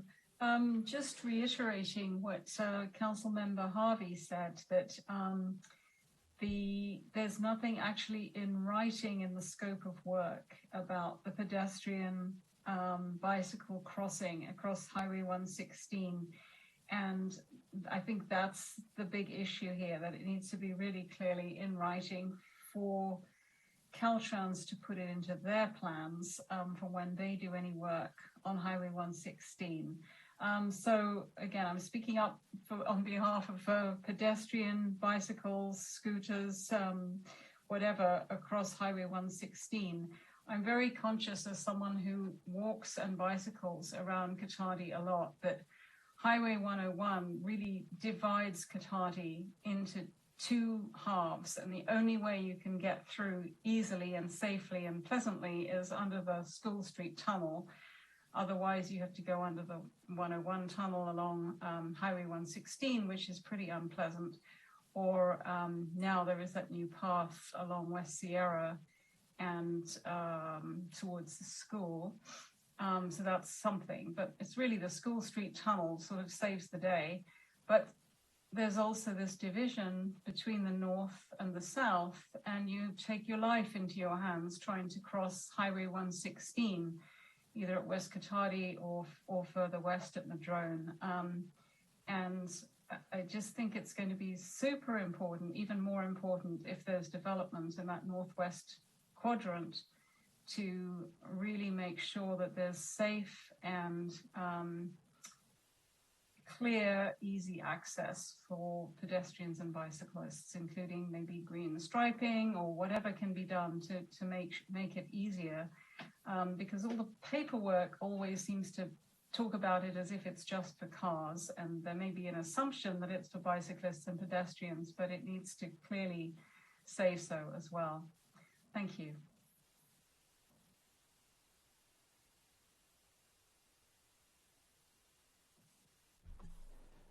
Mayor Landman, that will end public comment. All right, thank you. Let me bring this back and ask staff. I think the question that's been posed, simply put, safe pedestrian crossings throughout this. Is this truly in our city standards for will Caltrans get that from this? Will this be part of this project from that? In essence, is it already in writing? Or does it need to be duplicated? Or would it be pointless for us to duplicate it? Could you speak to those concerns for us? Mayor, sorry, Craig, this might help just address the question. I mean, to your question, it's all required, so it'll happen. But to satisfy the concern, perhaps on page, there isn't a resolution here, but perhaps on page 166 in the scope of work under task 5.2, it says the third to last sentence says roadway plans will show proposed roadway, bicycle, and pedestrian improvements. And maybe we can just add including bike and ped improvements across 116 at West Cotati, as well as along 116 from Alder to Redwood Drive. Okay. I mean, that's what I think everyone's asking for, right? And that's what we're going to do anyway, but we could make it be more explicit. Yeah, it's already in there, but if you would add that, that might be helpful, at least from my perspective. I will say one last thing from SETA experience again. Those of you who aren't there in the public or in the council, I can tell you, particularly the new measure, double measure DD monies were specifically designed to make a lot more use of multimodal transportation or active transportation, which I guess is the older term for that. So projects are much more competitive with those sorts of additions. Without them, if it's just car centric, as I think the concern understandably is here, you're not competitive. So that's why our standards don't do that. And that's why our standards at SETA have moved in the direction to kind of put pressure against that sort of project rising to the top over projects that do include this. So let me go back to the council and see if you have any other comments, questions, or concerns about this, or if this sounds like an acceptable response from staff. I see hands from Councilmember Ford and Councilmember Sparks. Thank you, Mayor Landman. So I appreciate the addition to the scope of work that City Manager Obid proposed and hope that we add that. And I assume that the contractor would not have any objection to that addition to the scope. But I think that that a simple added whereas clause in the resolution that we're asked to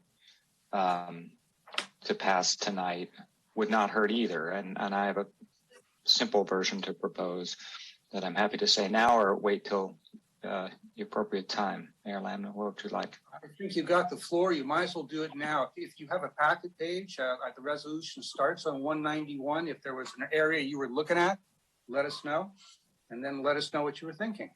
Sorry, I was looking at the separate document. So let me pull up 191. Yeah, and I don't actually think it matters where this whereas clause is included, but simply a whereas clause just says, whereas the city intends that the intersection of West Cotati Avenue and Highway 116 be designed to accommodate all users, including pedestrians and bicycle riders, as they navigate along and across Highway 116. Yeah. All right. Let's just check in before we move to our next speakers. Let's check in with staff. Is language something like that problematic? You may want to play with that terminology a little and expand it a little bit, I suspect. But is that concept workable from a staff perspective? Do we see any problems? I don't, but I think we could take advantage of the fact that the consultant is here as a panelist, and we could do that. The opportunity to chime in. Yeah, I think thank you all for having me. This is Jeff Rubendahl, the proposed project manager. That whereas sounds great. I'll double down on the previous statement that connecting communities, providing access, and providing a safe roadway for all users is kind of the basis of this whole visioning process. So I can it's not explicitly in the scope of work, but that is how you are competitive. It's the right thing to do. It's consistent with all of the kind of previous plans and then the current thinking through of smart transportation infrastructure. So, but to answer the quick answer, what you said is great. You could use bicyclists instead of bicycle riders, but I think that's more of just a wording thing. Yeah. All right. Let's go to Councilmember Sparks and then Vice Mayor Harden. Thank you. I was going to speak to the same point, so I'm fully in agreement. In my work at the Academic Senate, we're always taught at the JC, we're always taught when you make a resolution, 3 whereases and a be it resolved. We've got about 14 whereases here, so I think we can handle one more. So I'm fully in favor of adding one in. Thank you. Vice Mayor Harvey. I'll be quick. I was headed down the same path. So Ben, thank you for those words, and I'm definitely on board with that. Better to be more specific. Anybody else? I'll just check my list here, see if I see any hands go up. No? Okay. I'll just say, yeah, in general, I'm fine with these additions, which would have suggested the same thing. I don't know if it's 100% necessary. I fully believe our standards and the emerging best practices that we've had for some years now, this is the only way this project could go. And I'm disappointed that they feel a need that we have to duplicate it and write it down somewhere else, since that is the intention and those are the standards we have. But it certainly doesn't hurt, and that's the intention. So if that creates greater harmony and makes sure everybody understand the purpose of what we hope to do with this project, then I think it's a big benefit. So that's good. So, okay, that was the easy work. Now the tough work, somebody has to move a resolution. All right, it's a mouthful. I Go get 'em. move that the City Council of the City of Cotati adopt a resolution 1, approving a professional services agreement with Farron Piers to provide public outreach and preliminary design services for Highway 116 West Cotati Avenue intersection safety improvements project, and 2, approving a professional services agreement with M Group for providing environmental review services for the subject project. And would you add to that the addition to the scope of work and the extra whereas as discussed at the meeting just now? With those 2 additions, yes. All right, so we have this has been moved. Do I have a second? Second. And a second by Councilmember Sparks. You got him that time. Good job. All right, so we have a motion. We have our second. Can we have a roll call vote, please? Councilmember Moore, Yes. Councilmember Sparks, Yes. Councilmember Ford, Yes. Vice Mayor Harvey, Yes. Mayor Landman. And an enthusiastic yes. All right. Thank you, Council. That completes our regular agenda. And it now brings us to item 12, which is City Manager's Report. Thank you, Mayor, members of the council. So just a reminder that the Drug Take Back event is October 29th. So that's this Saturday, 10 a.m. to 2 p.m. here at the Civic Center at 216 East School Street. And this is a great way to get rid of any unwanted medication from your house and dispose of safely. Most of you are at the ribbon cutting for the Jamie Lane houses. I'm happy to report that the first 3 homeowners got their keys today. So I'm very excited about that. The 4th one will get it tomorrow, and then just 1 more to go after that. Athena, the statue in La Plaza Park, is back. So I think everyone probably here knows that already, but we're excited to see her back and installed, and everyone is very happy about that. We have a lot of public works projects going on. So just projects in construction are just finishing up the street preservation project, which was the 5.4 miles of street repair. The wayfinding, we're still waiting on some parts that seem to be taking forever due to alleged supply chain issues. And then the West Sierra sewer main replacement project is starting up this week. So there's message boards, social media, direct mailing, and notices to neighbors. It'll be fairly disruptive while they go up on West Sierra Avenue, trenching in the new sewer main. So just stay tuned on more there. And that should go, like I said, it'll start on the 28th, and then it probably will go towards close to the end of this calendar year. The Pathway project is still kind of creeping along, but it is still moving forward. The City Hall window replacement project is, the windows are on order, and we expect those to get put in the next couple months. And then upcoming projects, the La Plaza and West Sierra Road construction project, this is what's otherwise known as the Quick Strike project, is set to bid in November. And if awarded by council, that would begin in March of 2023. So that's on the heels of the sewer replacement project up West Sierra plus La Plaza. The 2023 street reconstruction project is on a similar design schedule as Quick Strike. And that's expected to bid this winter. If awarded by City Council, it would go into construction in the spring of 2023. This is primarily focused around finishing street reconstructions in the Bird section of town, but other areas as well. Cotati Park refurbishment, that is out to bid right now, and it's a complete, basically, overhaul of that park. Civic Center window replacement, we just opened bids on that. You'll be seeing that at the next council meeting to replace all the windows and repair some of the siding there in the Civic Center. And then the Portal Street water main replacement is in design, and that's probably going to be going out to bid here in the near future as well. So that's just a handful of the projects going on with our currently 1.5 person public works department. That's going to be, so they're plenty busy over there.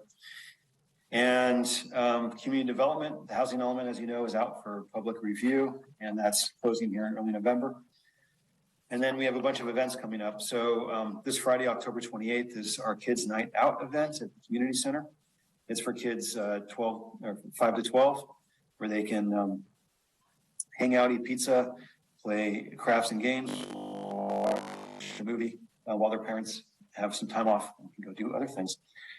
Also, on Friday the 28th is our last free youth day at of the fall at the Ronda Fletty Ranch, hosted by Sandy Loam. And this is a free day, and will be all about Halloween, and it'll happen from 3:30 to 5:30. But please RSVP online so that we make sure we have enough supplies for everyone. And then finally, October 31st, we have our 3rd annual Cotati Candyland event in downtown Cotati in La Plaza Park. We have 35 business partners that are taking part in that. And that's handing out candy to our little trick-or-treaters from 2 to 5 p.m. And the event headquarters is in La Plaza Park, where the city will have a booth, and it'll have a map of all the trick-or-treat locations for the kids. And I think I said that was the last, but it's not the last. We have a couple more things. So November 13th, the Cotati Historical Society will be hosting a free event about the past and present music in Cotati, and it'll be held in the Cotati Room behind City Hall from 1 to 4 p.m. You can contact the Historical Society for more information on that. And then we're also recently opened up Thanksgiving Camp Cotati registration Monday through Wednesday, the week of Thanksgiving. You can send your children to camp while they have time off from school, and plenty of games and crafts for everyone to play. And with that, I'll stop there, but I'd be happy to answer any questions. All right, let's see. Do we have any questions for City Manager Obid tonight? Councilmember Ford. Yes, sorry, Damien. But because it came up in the last conversation, what is the status of the bike ped master plan update? According to the city's page on it, just has the launch meeting last September, and the timeline there says that there should have been a draft plan this summer. And maybe this is more for Noah. Yeah, unfortunately, Councilmember Ford, we have not made any traction. We initially launched it to start together public input. The council allocated some funding for trying to get a consultant on board, but we have not been able to get much beyond that, just given workloads and various commitments. But we are hoping to kind of reassess staffing and capacity after the first of the year, and move forward with spending that funding that the council gave us to get that project underway. Part of the reason for the delay was also that the SETA received a grant funds to update the broader regional bicycle pedestrian master plan, and we're hoping to leverage that process to get the most bang for our buck with the money the council gave us, and also really ensure regional collaboration and connectivity with our plan, with the broader plan. So it was a strategic delay, but also partially just based on limited staff capacity. Of course. Thanks.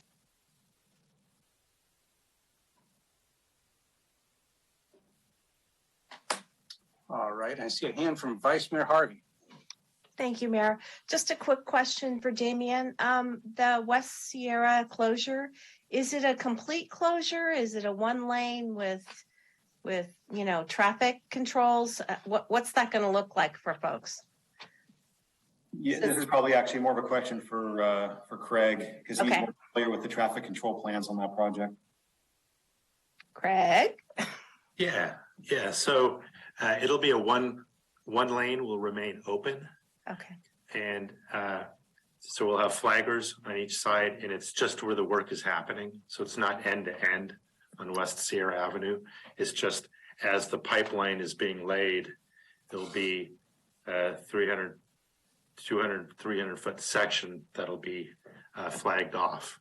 So that will create quite a bit of traffic congestion still. So the section, because it's from Olaf down to Water Road, right? Yes. But it's in sections that'll be closed, not the whole. from to water all at once. So they'll only close off the section that they're working on at that point in time. Yes. Okay. I just was curious. Thank you. Do I have a volunteer council member that will give out their cell phone for complaints during this project? Anybody? I see a hand up. Councilmember Sparks. Please go ahead. No, I'll just go sit down there. How's that, Mark? Oh, with the pad. Yeah. My question was the follow up on this.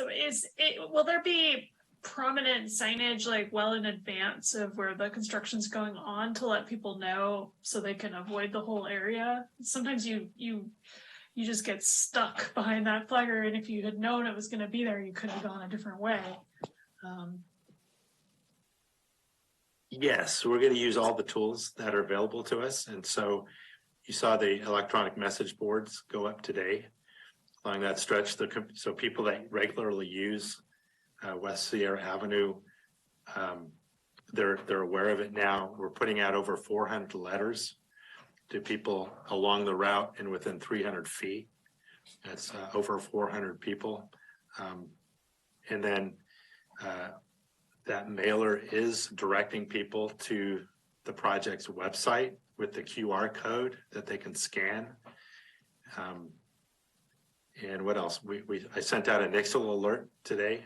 I saw that. Thank you. We'll have more of those go out. But will something go out in the water bill about it too? I think that's a great idea. It depends. I think a water bill just went out, so that would be 2 months from now, right when the project's closing out. So I think we missed the boat on that one. Okay. No, I do think that the water bill mailer has information on it. If it hasn't hit mailboxes yet. But yeah, it's a general project that is happening this winter, and where it is. All right. I don't see any other questions right now. No real question, but I will say, after having sat here for years and just seeing where we're at right now, and congratulations on the absolutely huge amount of projects that we've been carrying and are continuing carrying. Streets, sewer, parks, recreation programs, and more, one after the other. It's very impressive to me, and I know I do hear it with greater regularity now, more and more from members of the public. Some people I know, sometimes it's people I just meet and happen to find out that I'm on the council. And it's being noticed. And for Mr. Scott and Mr. Hausch in particular, have probably had a pretty heavy workload. Mr. Hausch, no worries. I do remember it was the council that sent you back for extra work on the Vernus, the cottage housing, the housing element, a lot of extra work. So it's not unexpected to us that some things got moved around, but that was the direction the council wanted. So that's not really anything that relates back to your department. That's us. And hopefully it all works out in the long term. So thank you all for the work you're doing. I'm just very grateful. And with that, let's move now to city council member reports. And I'm looking and I do see a hand from Vice Mayor Harvey. Well, I've just got a couple quick ones. Our waste management agency meeting was canceled. So we didn't have one because there'll be an offsite retreat the first week in November. So we didn't have a meeting for that. I also attended the Santa Rosa Groundwater Sustainability Agency. We had a nice presentation on the Warm Springs Dam history. There was a lot of interest in that, so we got a nice presentation on that.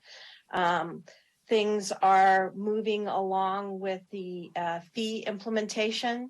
They're getting, as people get their letters on their fees, they're providing feedback. They did find a couple of glitches with some of the data that they received from various sources, so they're busy correcting that at this time. Which will change some, I think it was a couple hundred people, their fees. So they're working quickly to get that taken care of. They also are working with the county to try and stay on top of the changes that the county's making to their well ordinance. And for right now, until they can get that squared away, they've kind of put a moratorium on that, except for emergencies and things like that. I also attended the Mayors and Council Members Association meeting. It was a virtual meeting, attended that. And the mayor did a wonderful job at the post office renaming. And I appreciate all the work that staff did in setting up the area. It was a beautiful day, just as the speakers were finishing speaking, the clouds parted and the sun came out. So it was very nice to have Congressman Thompson there, and it was really beautiful, and I know the family was very happy. That was good, and good job, Mayor. And that's all I have to report tonight. All right, Councilmember Moore. Thank you, Mayor Lemon. I just want to indicate that I'm sorry I missed the openings or the ribbon cutting for the post office and Jamie Lane. I was in the heart of our democracy in DC and back east for a while, but now I'm back. We have on the COC coming up tomorrow afternoon as our adoption of our strategic plan going forward. And we're also looking at some of the other components of the COC, so that should be quite a meeting tomorrow afternoon. If there's, I think that you all received the point in time count most recently, a couple of weeks back. If there's further information on the COC that you're looking at, that you're interested, it is available on the county website. So that's happening. And then the only other thing that's going on is on November 6th, the Rhoda Park Cotati Library will be opening their doors to Sundays. And so they'll have like a little open house on November 6th. So some of the Measure, I think it was Measure M funds or something like that for the county, Measure Y maybe, that allowed for that. And so that's very encouraging for the public. And as things progress on the COC, we'll come back and update you on those.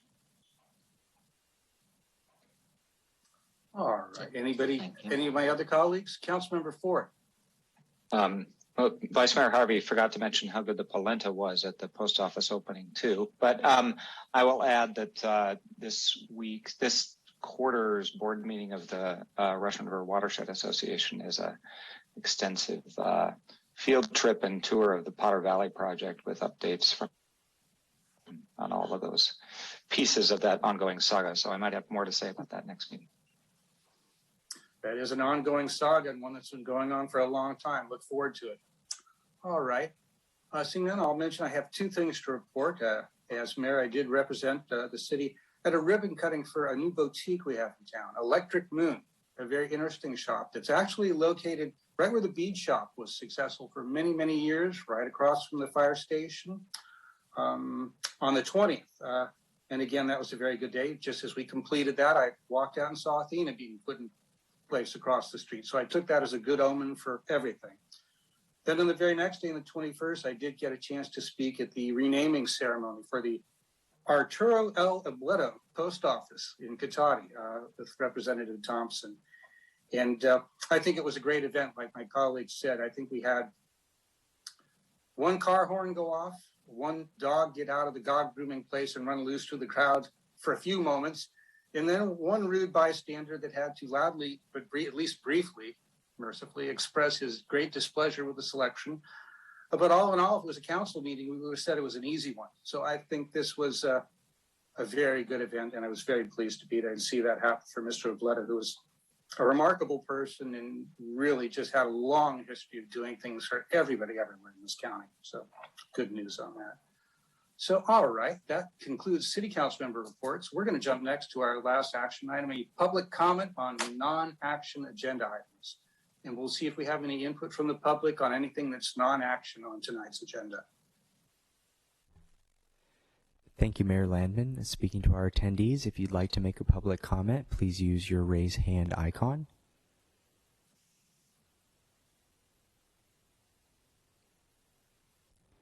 Mayor Landman, that will end public comment. All right, thank you. We bring that back then. For item 15, I'll ask the city manager if we have any information received after the agenda was posted. No, Mayor, nothing that wasn't already discussed tonight. All right. With that, then I'm looking at the clock. If there's no objection from my colleagues, we are adjourned at 9:28. Thank you very much, Council, for a good evening. I look forward to seeing you one more time virtually. That's right. Thanks all. Good night. Thank you. Good night. Good night. Right, everybody.